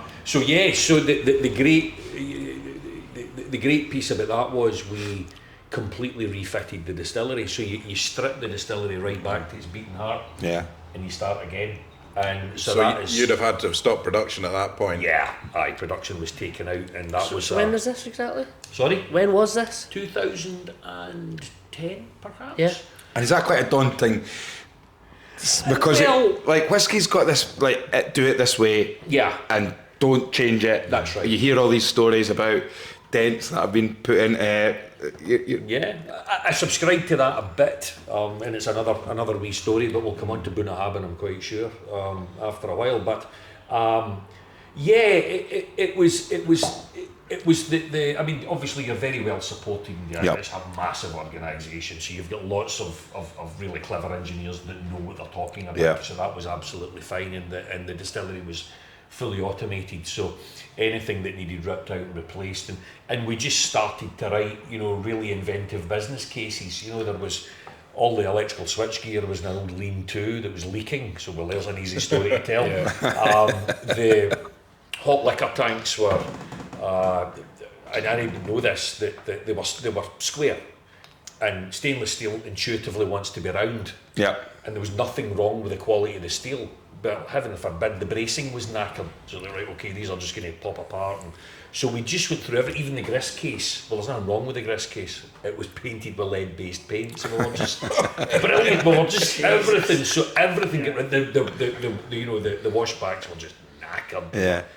old Oregon pine, and so they needed ripped out and replaced. So all this was going through. That's a big job. It was massive. I think it was 6 months top to tail, and it gave you the opportunity to put kit back where it should be, you know. So I mean, the likes of the old grist case came out, the new motor control centre went in, the yeast plant all get replaced because it was hiding below a lean-to that had been built by one of the operators because he was a joiner to trade. Because another thing Bells did back in the day was they would take people on with trades, because then they could. Oh, you could utilise that. Work, of course, round about the site. So And new stills as well? no, the stills weren't replaced, but Diageo are really smart because they have ongoing measurement of copper thickness, so they can then end up with predictive wear profiles on stills. So you can then say, well, you know, it might be the base this year or the neck this year or the head this year. Or so you end up with kind of Trigger's broom, effectively. Yeah, that's right. Aye, it's so so that was after there. So after that all kind of get done, you kind of feel, well, my work here's done. What next? And I moved on to Monachmore in Elgin. So. Which was great because I was living in Elgin. So I love Monachmore. Yes, what do you call yourself? I am a Manach whore. There you are. My favourite flora and fauna is. I always thought it was a phenomenal new make spirit. It's so new. Was it 1971? I think That's it right, was. It was yes. across the road from Glenlossie, which yeah. obviously people love Glenlossie, but there's something about Monachmore. Beautiful new make spirit. It just, you stick your head in the receiver and it's pear drops. Because it's a really, really long fermentation, so it's 120 hours fermentation, so you just get this real beautiful development of this fruity character. And the SOM there had moved on, so I was asked to kind of come in and tidy up the what do you call it, the snagging list, which only ran to 120 points. I'll never forget it. It aged me overnight. And the other piece, you know, that's not the guy that left for work this morning. But the really good, the challenge there for me, which I really, because it was a fantastic team of guys out there, they were a pleasure to work with. And but they expanded the distillery. I think it went up to 12 million. I might be wrong. 12 million litres rings a bell. New still house, new washbacks, but they had this balance of pine and stainless steel. And of course, you know, I suppose everybody would come in, and it's one of the distillers' myths. You know, it's got to be you know, wood, because that adds a certain character during fermentation. But one of my challenges was, well, you need to get a consistent character. And it came down to, I mean, there's not really an awful lot you can do. It came down to cleaning regimes and how often you clean the stainless first and how often you clean the wood. But so I was there for a wee while and really enjoyed my time there. And then I get a tap on the shoulder to go to, so would you mind, and I probably got one of my mates calls me this because I worked with him, the Winston Wolfe of malt distilling, because I just seem to get moved on to distilling some bloody issues, you know. So and so I get moved on. At that time, my colleague Andrew Nairn, who'd moved down to Glenkinchie, had left Strathmill, and there were a few performance, quality, efficiency issues there. So do you want to go and take a wee look at that? And there was a carrot dangled, because I had always, because I'm a boy for the south, I'd always held this aspiration to get to Blair Athol, because you're at the halfway point, you're a bit near at home. If you go there, fix a couple of things, we were introducing some kind of new continuous improvement initiatives, get that underway, get that going, get it delivering, and we'll move you to Blair Athol for that. Fine. So did that. And then moved down to me and the dog, because my wife said, I like it up here, I'm staying. So me and the dog went to Blair Athol, which... If you cut her in half now, does she scream Elgin? She does. It's like, where are we retiring to? Because I'll give you a clue, it begins with E and ends in N. So... So I moved down, and strangely enough, the longest, the period working at Blair Athol, quite sadly, because I loved the bones of the place. I was back to a Bell's distillery. Yeah. I was back to, you know, a set out. I was back to a distillery character, a spirit character I knew. They give you a lovely house with a job, and it was me and the Dougs. So you would wander down in the morning. So the house was up a mile away, and there was a big Dutch barn at the back of the still. So I just left the car there. So me and the dog would wander down in the morning. I would turf him into the back of the car, windows down, I'm in a Dutch barn, the weather doesn't matter. Yeah. So he would sit there away into, get him at lunch, away around the Athol Palace forest, and then you would do the afternoon at your work and then wander home. Tough life, eh? Oh, it was horrific. So as somebody who's head of production, was this your first distillery that was also what Diageo call a brand home? Yes, it open was. to the public? Aye, And so how was that different for your job? It was actually not too bad because they keep them pretty separate. So the visitor centre was run by It's a lovely beautiful lady. distillery. Oh, it's gorgeous. The visitor centre was run by a lovely lady, Jill. So she looked after all that side of things. I just had to focus on make sure the distillery and the production kept running, and occasionally they would wheel you out to wave at a crowd and then wheel you back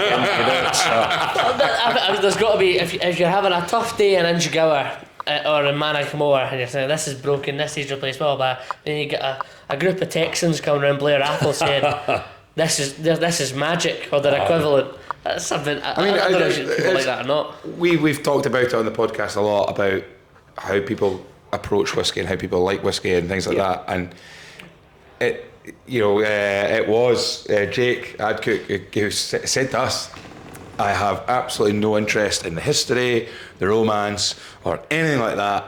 It's the process. I love the flavour process. profile. It's all flavour. All this. Tell me about worm tub condensers and this side, next thing. Whereas from my perspective, I've always been more of the sort of, I love the romance, I love the stories, and I love all that kind of connection. Stuff. Building connection. And we have had, it's impossible to work out how many people that we've had on the podcast that are either way in terms of how they approach it. And whiskey has so many different ways of connecting to it. Mm-hmm. So from your own point of view then, you've now, we're only on the Diageo side of your career at the moment. There's still the Distill, and then there's the Glen Turner and things like that. But from somebody who started off going, whiskey's not really a thing. I'll be a chemist. I'll be a chemist to where you are now. What really attracts you to whiskey? Because you're talking about that Blair Athol experience, but you've also going down talking about the Inchgower. Mm-hmm. What is it that really draws you into whiskey now?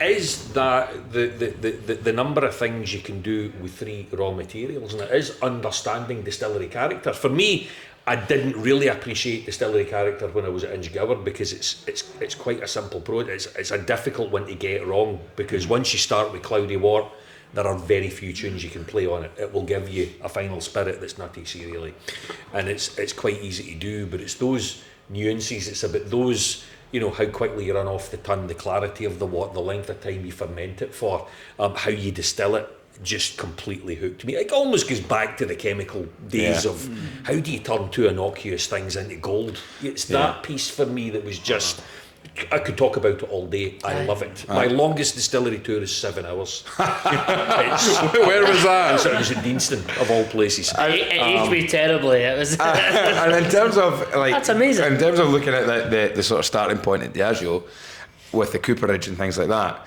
is again the two sides to it. Now, talking about what we said at the start of the podcast about the journey that Angus and I have been on myself and looking at the sort of hearing things and picking up. I was big on the fact that the distillation doesn't really matter. It's all about what happens in the wood, right? And you're saying it, but at the same time, then you speak to someone like yourself who'll say, "No, hang on a minute here," because maybe it might, and I might be totally wrong here, and you could feel free to shoot me down on this. But if you to break it down in the simple sort of 80-20 principle, when you could, some people would argue 80% of the flavour profile comes from the wood, but the important 20%, the important 20% is actually. When you speak copper contact, the pressure that it's done it, and as you said, clear or cloudy wort and things like that. So before you answer, I always say that if somebody works in production, they have to give more credit to their spirit, realistically, because if you wanted cask to be the 100% the influence, you could. Yeah. You could just get a really wet cask, over mature. And that could be the full influence. Of course, but I feel like see if you work on producing great new make spirit, you've got to have something that tells, well, that character, that fermentation at Bunnahabhain, is that what makes the difference? You have to look at some place like Speyside or Isla where you've got high concentration of distilleries where they're literally down the road from each other, and you say to yourself, well, if it wasn't anything to do with the distillation process, then surely those two distilleries that are literally across the road or half a mile apart, the whiskey should taste exactly the same. But the whiskey doesn't taste the same. So then you have to say, well, hang on a second, right?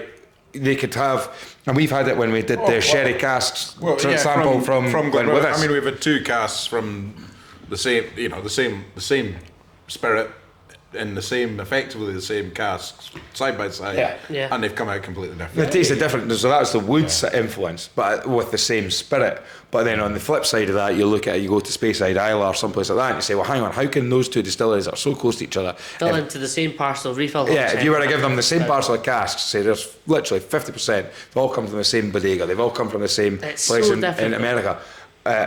So it does. It has to have a huge influence. Well, I mean, I think you hit the nail on the head. If it wasn't, if distillery character didn't have an influence, why would we bother? Yeah. Essentially, we would just have a great big malt equivalent of a grain distillery.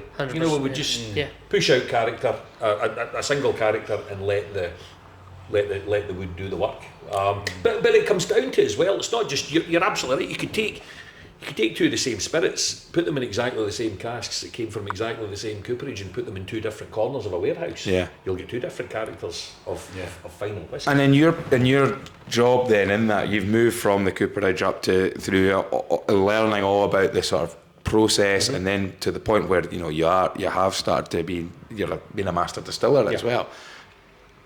How much of it do you focus on the end product versus just the product that you're finishing off at your station, at your bit? So would you say, as a master distiller, all I'm interested in is the quality of the clear liquid that comes out of the spirit safe versus, or will you say, I want to try I've created that's in a 3, 5, 10-year-old cask? Well, it was an interesting articulation, because until I purely look after the new make spirit, I was distilleries manager. That's what I did. So I looked after, when I was with Distell, I looked after Deanston, Bunnahabhain and Tbermory.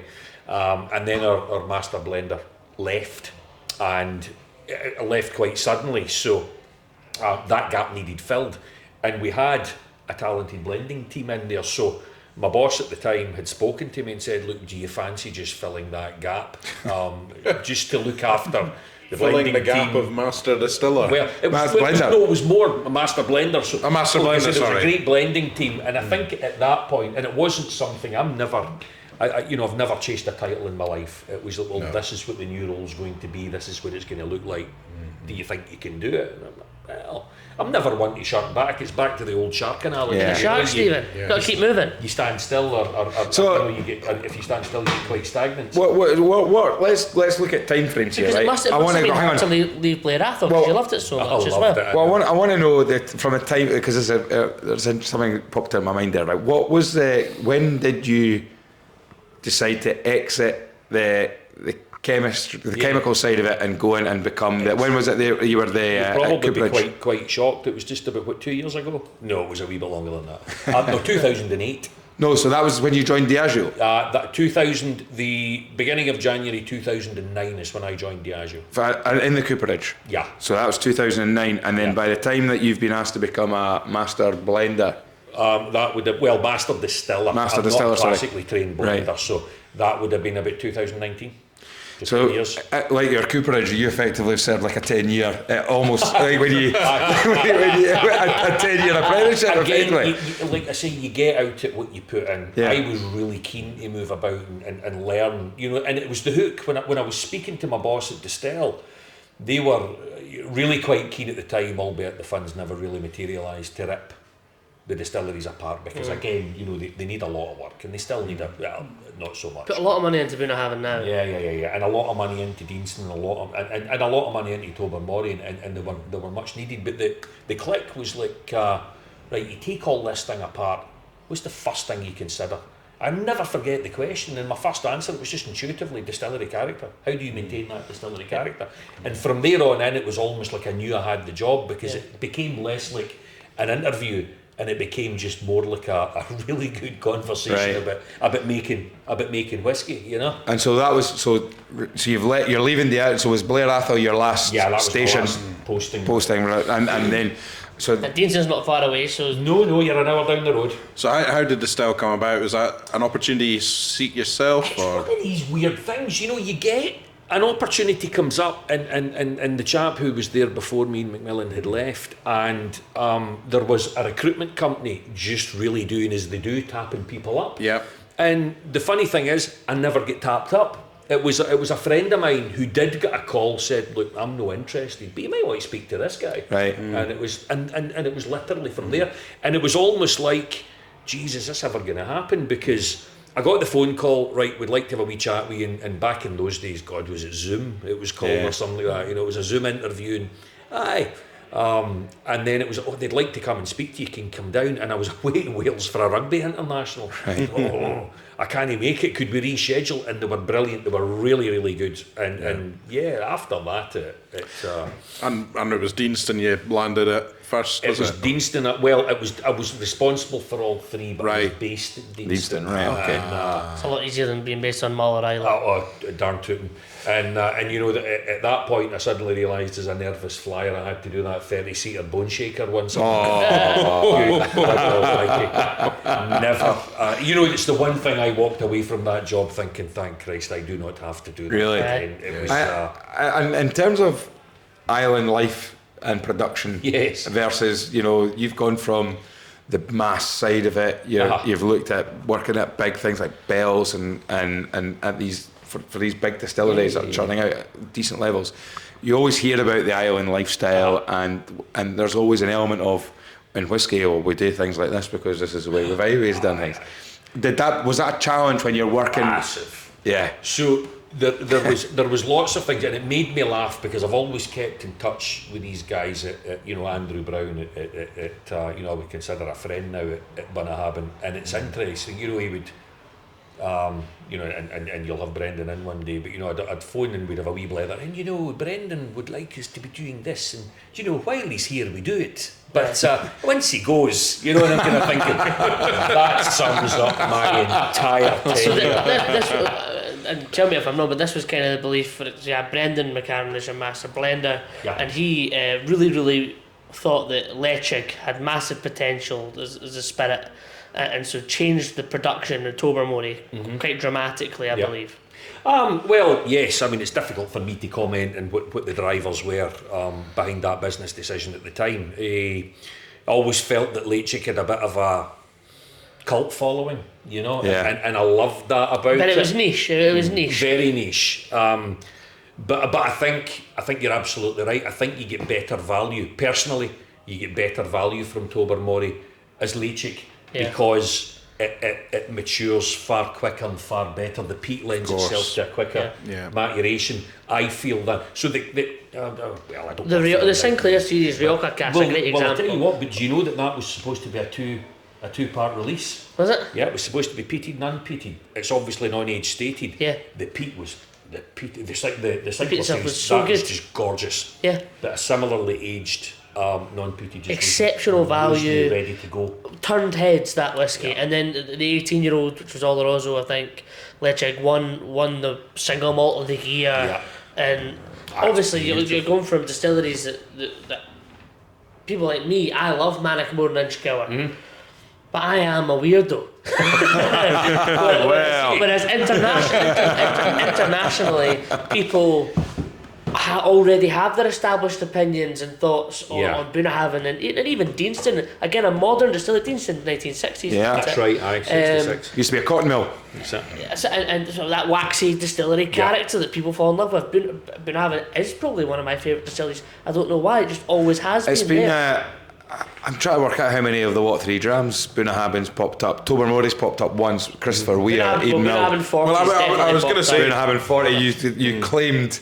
Bunnahabhain 40 has been twice. Actually, I would like to mention for people that have listened to the Cameron and Moa podcast, I was out of Cameron last week, and he brought up that I was out of order for saying that wasn't his favourite whiskey. You are out of order. And then half an hour later said, actually, it isn't my favourite whiskey, you're right. I'm not buying it. For people that didn't know the context of that clip, they would have thought, how could he sit with a guest and say that's not your favourite whiskey? Yeah. This guy had brought me up in whiskey. I was like, nah, you're forgetting something. Aye. I didn't know what it was, but I knew that wasn't it. And the other day, he said, Oh no, actually, it was a Longmorn G&M.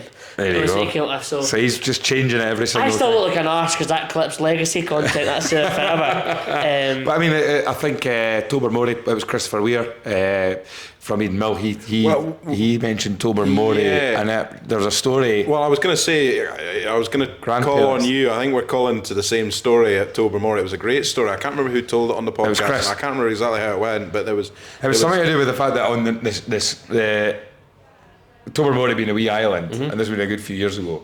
But it was like the guy that was working the night shift that was running the stills on the night shift. I'm sure it was Chris's granddad. He was good pals with him, and he just used to go and chill out in the distillery with him. And I'm sure this guy on the night shift. And then one night the guy needed to leave. I think he was struck down with something, and he just couldn't get out of his bed. And he said to his pal, "Well, you know how to do it. Just go up." You've seen me. You've been in on the night shift with me so many times. You'll know what to do. But it wouldn't surprise me. That island lifestyle and the way things are. But it's so, because and it's the only whiskey distillery on the island. So there's the piece about Isla where everything coming across is some form of milk run, whether it's yeast or anything else. So everyone's everyone's contributing to that. But in Tbermory, that's it. Everything going to Tbermory. So it's a very expensive place to make whiskey. And we actually negotiated with the local co-op, so the yeast would go over in their chilled van with the stuff for quite literally true, 100% true. That's amazing. The yeast would go over in the co-op van, because it was cheaper to get it there. And you would just right enough. I mean, the guys would be in there with apples and cheese and yeast out and get it handballed into the chiller. So that's a lot of individual responsibility in that role as well. Although you're based at Deanston, you're now in charge of the production for those three, and it's three distilleries from three different generations. With Tbermory, I think 1798. That's right. Bunnahabhain 1881. Yeah. And Deanston in the 60s. He can't help himself. He can't help himself. But they're all so different. What was it like going to the distilleries and going, okay, you can tell this one's the old. What was the problems that came up with that, and what was how did you marry them together? I mean, you're never going to marry them together in almost a production sense. But again, because you all had to be me, unique. It was about people. It was about encouraging the sites to start talking to one another. So I kind of brought my Diageo habits with us, right, guys? 9 o'clock. We're just going to put a long-standing arrangement in the diary. We're going to dial in. Let us know what's happening. Let us know what's good. Let us know what the challenges are. But more importantly, we're all on a call. So we're all starting to share these experiences. We're all starting to learn from one another, because, again, the great thing about Diageo was they wouldn't throw a newbie into Dalwhinnie, or they wouldn't throw a newbie into Royal Lochnagar or Talisker, because, that and they're very remote. They would put you into a cluster. Okay. So I was working, when I went to Inchgower, then I was in a cluster with Strathmill, Athrath, Glendullen, Mortlach and Dufton. So we worked as a really tight wee team of 6. And so with that kind of those shared experiences, you learn That's really interesting. And again, that was just, when you've got a group of really good guys, in a group, Space East it was called. Again, that was just about, you would sit down, you would meet, you would talk at least once a week. So I just took that with me, and let's just start having a few, shared experiences. What we're doing here that we're not doing there. And it came together. Hopefully, it came together quite well. Brilliant. And now you're back up in Elgin. Back up in Elgin, I know. How ironic. You're not based in Elgin. No. So that in itself is another bloody story. Starlaw. Well, I moved. To take a wee step back, I moved to down to Blair, Athol, and my family stayed north. My wife, because my wife worked at the time. I mean, she's worked for Diageo, Grants and Edrington. So, but we're gonna get her on for a podcast. It's renewables now. So she just man, it's up here. She's the brains of the outfit. So it's I don't really get what she does, but she makes now solvents and stuff. But it's the same principle, fermentation and distillation. But yeah, so I moved down to Deanston and I bought I had to look for a wee flax. I need somewhere to live. And Deanston's in Doon. Yeah. And Doon's calendar, it's bloody it's also bloody expensive. So I thought, well, I don't know if I can manage a flat here, So then I went out, and then you're looking at places like Bridge of Allen and Dunblane. Yeah. Good God. Stirling, right, I'll move a wee bit further out. Stirling, we're competing with every affluent parent that's got a kid at the university. So there started my love affair with Alloa. Out to lovely, which in itself is steeped in distilling history. Yeah, absolutely. My house sits on top of an old maltings. I live across the road for Crisp Maltings. It's, again, one of these, but I've got Abercrombie's at the back door. I can't escape whiskey. It's but when you look, and even to totally sidetrack, which I tend to do, and I'm really sorry. But you look at like Alloa, you've got Black Grange, you've got Cambus, you've got Coopering, you've got Maturation. You've got big Diageo storage facilities in the kind of Clackmannanshire area, right. And now you've got Team Slange doing their and you've also got the founder of Jameson Whiskey. That's right. John Jameson. At the grave of John Jameson. That's it. Aye, well, it's I suppose no one's really far from it. But you've got yeast. Yeah. You can get glass because OI glass is there. You can get copper. The irony is you can get everything bar a distillery now. They've all gone. Wow. It's so ironic. Yeah, I'm sure somebody's thinking about a Clackmannanshire distillery. Do you know the funny thing is, in the deeds of my house, I'm not allowed to build a distillery. Oh really? Yeah, It's actually mentioned in the deeds. Yes. You cannot become. And the irony is, I can't go a step further back in my career because I can't build a chemical plant either. I'm shafted.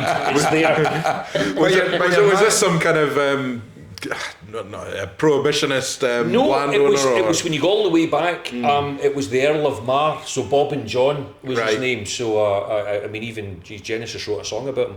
But politically, he's quite famous, and he donated the land to I can't remember who donated it. But you go back in these deeds, put it's it in fantastic. condition. Yeah, and here's the things you brilliant. cannot do. Yeah, there's all sorts of things. I remember my old house. It was all kind of thing. You can't keep chickens and all that sort of thing. Scuppered your plans. I'm terrified. Spoiled again. I've always wanted to own a goat, but deeds of the house. Well, the Glen Moray, that distillery, as we're talked about, it's popped up on the podcast a few times, and I think was it off before we started recording. I've forgotten, but I said when I arrived in Bangalore, the first thing I saw, and I sent a picture to Ali Baxter, was a Glen Moray Christmas tree in Bangalore, the airport. So, as a distillery, then when you're looking at, you've worked with Distell, you've worked with Diageo, and then you get the opportunity to be working with Glen Turner, who obviously aren't Glen Moray, and as you're saying, you've done a lot of research on them. Glen Turner, I just couldn't believe the brands, because Cutty Sark is hugely famous in Scotland, at least. Everyone knows it. You go out to Japan, you go out to America, you will see it in every convenience store in Japan. And it's been mentioned a few times, again, talking about our work for drams, Cutty Sark Prohibition has been mentioned at least twice as bang for buck. It's always mentioned bang for buck, Cutty Sark Prohibition. Some people just swear by it. But the other thing as well, and again, just reading this morning, label number 5. Label 5. Now, label 5, sorry. I'd never heard of it before. Right. But massive. I read somewhere 9th biggest whiskey by volume in the world. I actually was at a meeting last week with the marketing team where I wrote all these stats down and I have forgotten them. It's number 2 whiskey in France. That's right. Yeah, and it's only behind William Peel. Which is produced by a company that Mish Ukiah also owns. So he's also responsible, and we supply into William Peel. So. And of course, wine being a big part of it as well. So when you look at it's popped up on the podcast a lot about the challenges that we're seeing in the industry at the moment.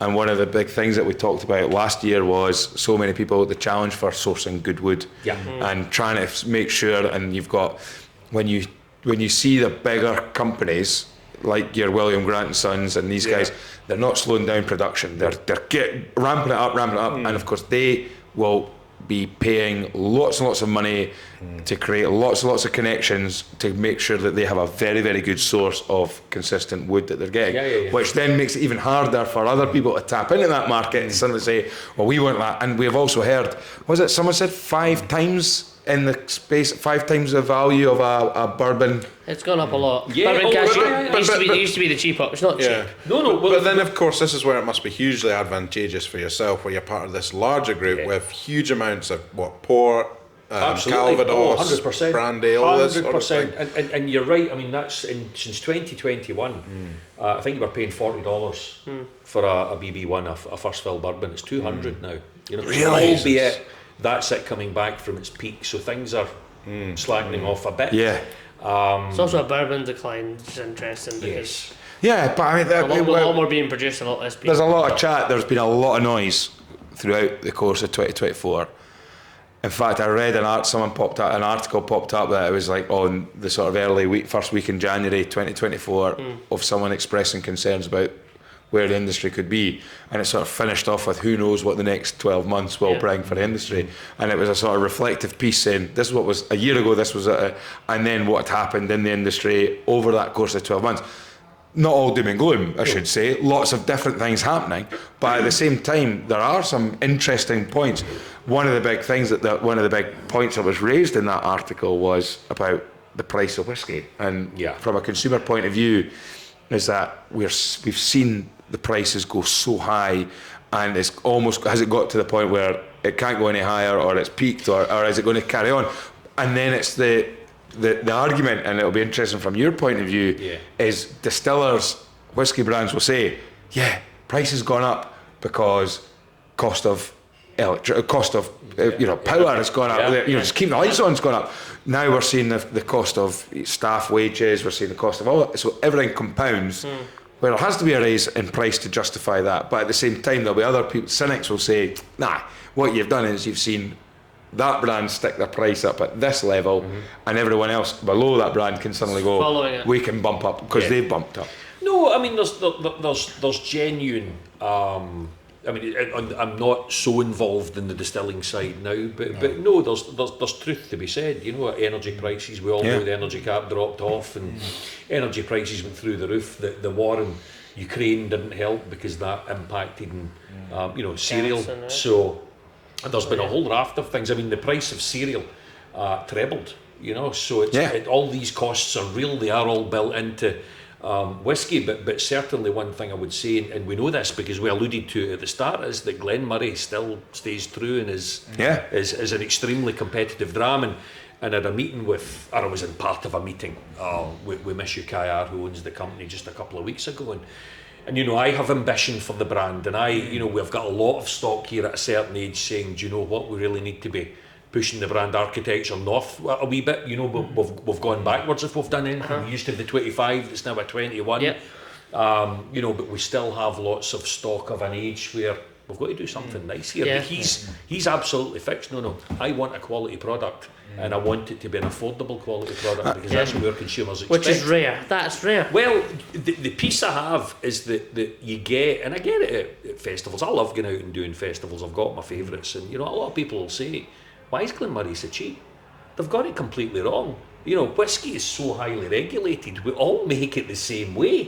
We can't cut any corners because there's an act that tells us how this needs to be adhered to. So the question you need to ask yourself is, why is everyone else so bloody expensive? And I think that's where, from a consumer's point of view, I think that's where people are getting at. And then the big question, what we're wanting to see is, what will happen? What will we see? Prices start to come down, I don't know, but what will we see new ranges coming out? Will we see? You look back at history and you look back at what's happened in the past, and I think COVID probably. I think up till 2019, and I'm only surmising this, and I had no reason to believe otherwise because I hadn't done anywhere near as much research or had anywhere near as much knowledge as I have now in that sense, and still don't have very much knowledge on that. But I think what it looked like is, people in 2019, 2020 were starting to go, like, is it going to burst at some point? Then COVID happened, and for whatever reason, sales went up. COVID, like, there'll be plenty of people, we've said so many times about it, so many people will have had horrible times in COVID, and we should never take away from that. But what I will say is that it seems like most people we speak to, and whiskey seems to have really catapulted whiskey into the 21st century with the way they do things. So many people entered into whiskey, and this podcast was probably born out on the back of us really getting into whiskey during then. So COVID kind of gave a false dawn, a false peak, and now we're seeing at the end, like so many other things are actually becoming trickier. Yeah, I mean, 100%. You know, during COVID, of course, you know, there was a real boost because people started drinking at home. Yeah. So, you know, we saw an increase there. But I think things are kind of, you know, I think they're evening out a bit. I think they're beginning to find their level, you know, where realistically we feel we should be. But it's like anything else. Whiskey's historically sawtooth. You know, you get this build. Oh, geez, right, okay, it's dropped off. Build. And I think it'll continue. You know, I mean, my mother will tell me, stop listening to my mum tell, you know, the whiskey lakes of the 70s and 80s, because people just stopped drinking whiskey. And then it became trendy again, and single malts hit the scene in a big way. You know, kind of Glenfiddich really led that. But you know, I think there's a new evolution. I would like to think there's a new evolution coming where it's about trying to make even things like, you know, I will speak on brand, looking at Cutty Sark and looking at trying to make something that's really maybe not so accessible in the UK, but you know, easy to drink, and you know, and it's different applications for whiskey now. Absolutely. It's something that'll make quite a vibrant cocktail, just something that brings a new, you know, because we haven't touched on things like gin, which to my mind is a bubble that has, you know, burst. It's certainly in the wane. Absolutely has, you know, so what's the next big thing? Yeah. Is it going to be rum? I don't know if rum's really beginning to take off, but can we get people who, because I'm convinced lots of people love the idea of drinking whiskey. Yeah. And that's why something like Cutty Sark's a great example of a historic product that's been very successful in Scotland that can now do so much for Scotland out with the country. Yes. I mean, you see, until you sometimes go abroad where you see brands that you have never heard of that. William Lawson's a good example. You're drinking that in India. William Lawson, but I'm annoyed at myself. I forgot to bring some of these brands back, and my current wife Harper, she's over still in India. I've got an empty until the 13th of February. So she's but I'm gonna say try and bring a couple of bottles so we can do a wee tasting on here and maybe put one behind the bar. I think it's worth asking some questions about Glen Moray, and so because we do have a lot of industry listeners as well. Distillery, deep dive into distillery. What makes Glen Moray's spirit excellent, first and foremost? Well, I think it's the consistency of the spirit is a great thing.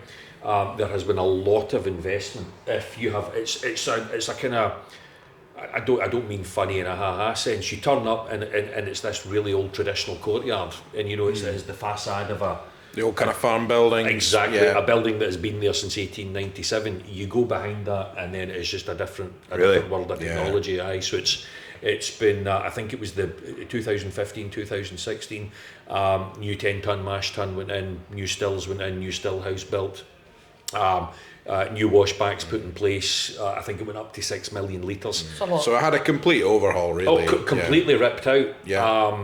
That took it up. I think that went from 2 million to about 6 million litres. We have invested again, and the distillery is pushing towards 9 million litres. Wow. That's the plan. And that's where's where's the majority of that liquid going? Is it going into Glen Moray that we're seeing on the shelf, or is it going into the Cutty Sark, or is it what's it? Exactly that. So you know, every single brand we turn out of any size. So Glen Moray single malt, obviously. Then you've got Cutty Sark, you've got Label 5, you've got Sir Edwards. So these are all brands that will have a degree of Cutty Sark in them. And then we have, moving abroad, you know, you've got William Peels and stuff like that. So we are sending, you know, I mean, broadly, you know, we're exporting or dealing with on an annual basis about 29 million litres of alcohol. So that's just LA. That's before you add the water. Yeah, of course. So it's so it you know, the challenge for me is the challenge that you illustrated for Brian Kinsman. I need to make those pieces of that jigsaw fit for the next 30 years. Absolutely. And is that something? Sorry, Angus. I was going to say what I find interesting about the company is the introduction to whiskey was opening a grain distillery. Well, at a time when other grain distilleries were closing as well. So it just seems like a very unusual way to begin. They bought Glen Moray first. So this is where I didn't realise. Glen Moray in 2008, I think it was. They bought, and then that Starlaw was open LVMH. Starlaw was open a year later. 2010. Right. Yeah, Starlaw was commissioned and started to produce. So prior to that, the Glen Turner site was really just blending and bottling. Yeah. I think it's from our lineup tonight, from the 3 drams that you've picked us to drink the Glen Moray. I have to say, hand on my heart, probably the biggest scale I've ever drank of Glen Moray. But Thoroughly enjoyed it. What's your favourite been so far? I have to admit, I'm staying true to form. This masala, peated masala, cask at the end, that's been my favourite of the lot. I have to say that I really, you know, I prefer, you know, I do like my peated whiskey, and I love my kind of wine finishes as well. I'm going to have to say the same. No, but I'd say the first one. The Chardonnay. Yeah, Chardonnay. Twisted fine. Well, was it? Is it? No, it's just the Chardonnay. I think it's just the Chardonnay. The classic. The classic. So Chardonnay. This is, you know, one thing that's quite interesting about Glen Moray. You've got this range of kind of a lot. It's about 6 or 7 finishes that are just kind of non-age. Yeah, non-age. And you've got Chardonnay. The other one I could have had out there was Cabernet, port, sherry. Because in your job, you'll be filling casks of stuff that maybe you'll be filling liquid into casks might not currently be legal, for example. And there's a lot of stuff going on just now with like distilleries filling into chestnut or distilleries filling into tequila casks before it was legal, etc. Have you used any Scottish oak in any production? We're talking about it. We haven't. I was at a chat a couple of years ago with Richard Patterson and Greg Glass, and they had used some Scottish oak. But it's you know the piece that I suppose I've got to be mindful of, and it is the Glen Moray bang for buck. And if I go and spend 1,500 quid a cask, the spirit itself has a to cost absorb down the those line. costs. Yeah. So it's a bit. We are still very, very passionate about delivering a quality spirit that's affordable to the So consumer. in terms of something else we had the 15-year-old, the kind of core bottle release. Yeah. Is that a recipe you're kind of staying true to? Is it something you're looking to change in the future, or is it like, no, that's... Have you heard any rumours, Angus? Have you heard any rumours? No, I've not heard any. The research keeps his ears to the ground. Yeah, bottles have just got new designs. Yes, they have. The heritage range. The 15, like I say, part of my job is looking 30 years into the future. Yeah. And it's not just about what people want, it's clearly about have we got the stock to sustain this. And one thing I found quite quickly in 2021, the 15 is a blend of, or a vatting of bourbon and sherrywood. Yeah. And personally, I feel it a wee bit nobody's child. It's neither one nor the other. It doesn't shine for me as well as it might. I thought it might have been Graham's favourite with the sherry involved. But it was. I mean, it's they're solid. Like you say, the first two. Yeah. But then what I like about with the third one, there's a challenge, not a challenge, but there's an interesting flavour with that with the Marsala and peat. But anyway, carry on. Is it peated spirit or peated casks? Peated spirit. Yeah, so we do a run of about 200,000 litres a year. So how many weeks is that? Is that like 2 weeks? 2 weeks. 2 weeks. Yeah. Interesting. So we do that because we service label 5 has a smidgen of peat in it, but on that scale, a smidgen of peat is a bloody big number. So we've also got the peated classic as well, and we have just launched, or will just be coming as a peated 12-year-old from Glen Moray. So that's exciting. Well, yes, it is, and it's a beautiful liquid, and I worked very hard with the business to get it launched at an ABV that didn't require chill filtration. So it's also a nice wee, there's a beautiful mouthfeel to it. So has Angus been tapping the phone lines? Oh well, yeah, we're talking about the 15-year-old. We're talking about the 15, and a piece I found out, looking into the future and looking how the inventory was able to support that is we don't have the bourbon. But guess what? We've got a bundle of sherry. So what I've been looking at doing, and I don't know how closely you keep your eye on the Warehouse one. So there was a Warehouse one came out, was it 2022? And it was an 8-year-old, fully matured in sherry, Oloroso. And it was beautiful. It was nectar. It's just, I need the world to, to experience this. It was a really, really nice, sherry, fully matured Glen Moray expression. But the plan is now, so from 2026, it will go to a finish, and we've been finishing it. It'll be a long finish in Oloroso, but by 2029 it will go fully matured. Wow. So it'll be fully matured. Very exciting. There you go, Angus. Well done, and well, we are fast approaching. One more question. Angus, you go first. I go first. Don't let Graham rush you. I'm getting asked about Starlot. A very hard distillery to find a bottle of like single. Do you release a single grain at all? No plans? Well, yes, we do. Or no? And always it does slip under the radar a wee bit.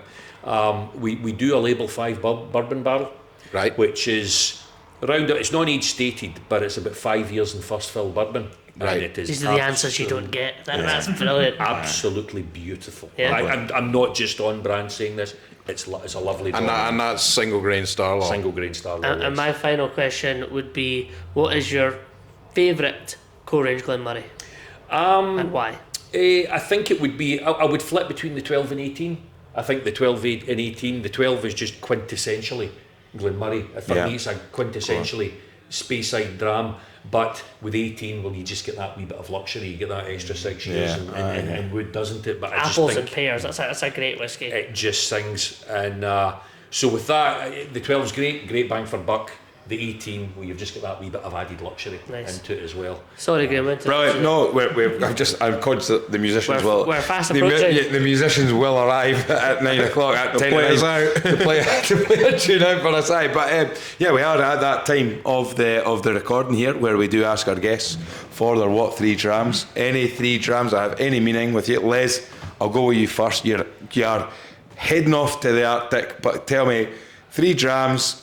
3 stories or meanings behind them. What's your first one? Monkey Shoulder. So that was the first whiskey my wife ever bought me. We just got married, and for that Christmas she got me that whiskey.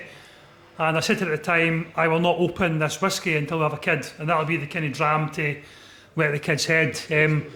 Not realising that it would be 12 years of IVF, miscarriages, thousands of pounds of money. So we've now got a 1-year-old. Oh, brilliant. Congratulations. So last year I opened it for the first time. I dug it for the shed, dust, the whole thing, and opened that, and it's probably one of the most special drams I've had. That is Not the most expensive one, but the one that meant the most. So that do you know that a lovely story, but also imagine if you were. I wonder what would happen if you were to try a side by side with a current Monkey Shoulder. I was thinking exactly the same thing. They all say batch 27 on them for whatever reason. That's the thing for the last That's a great 5 story. years, Congratulations. That's great. Firstly, congratulations. Fantastic. Definitely. Really Second chuffed. one, Glen Turner, peated, 12-year-old. Not a massive fan of peated, but it's one that I can tolerate. Reason behind that, I done a charity event 2019 that Glen Turner was the headline sponsor for it, and I got a bottle from them as an award, and that's one that, because it's got meaning, when you drink it, it just means a bit more for that. What was the event? Across Scotland in a straight line. So started in Montrose, the east coast, cut across the Highlands, whatever came in your way, whether it's a mountain, a lake, or a loch, you just went straight through it. So 200k, 23.5 hours, can run in cycling, swimming. Swimming. Oh, aye. And what were you raising money for? Was it? Tommy's, the miscarriage charity. So through my friendship, I've kind of said with John Laurie. John said, look, anything you want, we will be your sponsor. So he enables so much. So I've got, although John's moved on, a lot of loyalty to Glen Turner because they enabled so much. And final dram, anything from Glenkinchie, because I'm a local lad. That's mine. So. Ross is nodding with a Ross claims that he built. Ross claims he built a distillery. In the 1820s, me, George, and John Ray. Why Glenkinchie? Because it is your local. It's local, and if you're out on the bike and stuff, it's just a nice area to go. And you know yourself, if you're going towards kind of Gifford, Humby, the hills, you go past there, and you always tend to pop in. It's just a very, very nice place to be. Yeah. But because it's a lowland malt as well, it kind of suits my palate. So it's one that I like. It's a great So wait, go Montrose to where did you finish? Finished in Ballachulish, so just across from Glencoe. And that took you just under 24 or 23? 23.5 hours. That's bomb. I follow that. So, truth is, I can't. Stephen, we'll go. Now, you're always allowed one on brand at least. Yes, if you want and to. do you know what? I'm going to start with that, and it's quite deliberate because coming full circle, it would be Cutty Sark. It would be Cutty Sark original, straightforward. You know, obviously now I'm responsible for its production, but you know, having had a father with a pub, and I remember my grandfather had a back bar in his, and that, it may sound cliched, it may sound corny, but that green bottle, green bottle, yellow label. Now it just stands out, doesn't it? We are. I think the week that we're recording this, it's Burns night on Saturday night. Now, am I right in saying Cutty Sark is from? It's from Tam O'Shanter. Tam O'Shanter. Yeah. Well done, Cutty Sark. Right. Aye. Now, what Cutty Sark was also the famous The ship, ship. the tea clipper. So what came first? The poem. The poem. came Then there's a first. ship. Yes. And then, of course, the whiskey would have then come after that. Aye. So as an Ayrshire lad, then. Aye, it's got meaning. It's got meaning that way as well. I suppose as an Ayrshire lad, I hadn't really made that connection. But I was actually down on the Cutty Sark on Monday night there, so I was down doing some promotional work, which was really interesting as well, because you never associate going south and it getting cold.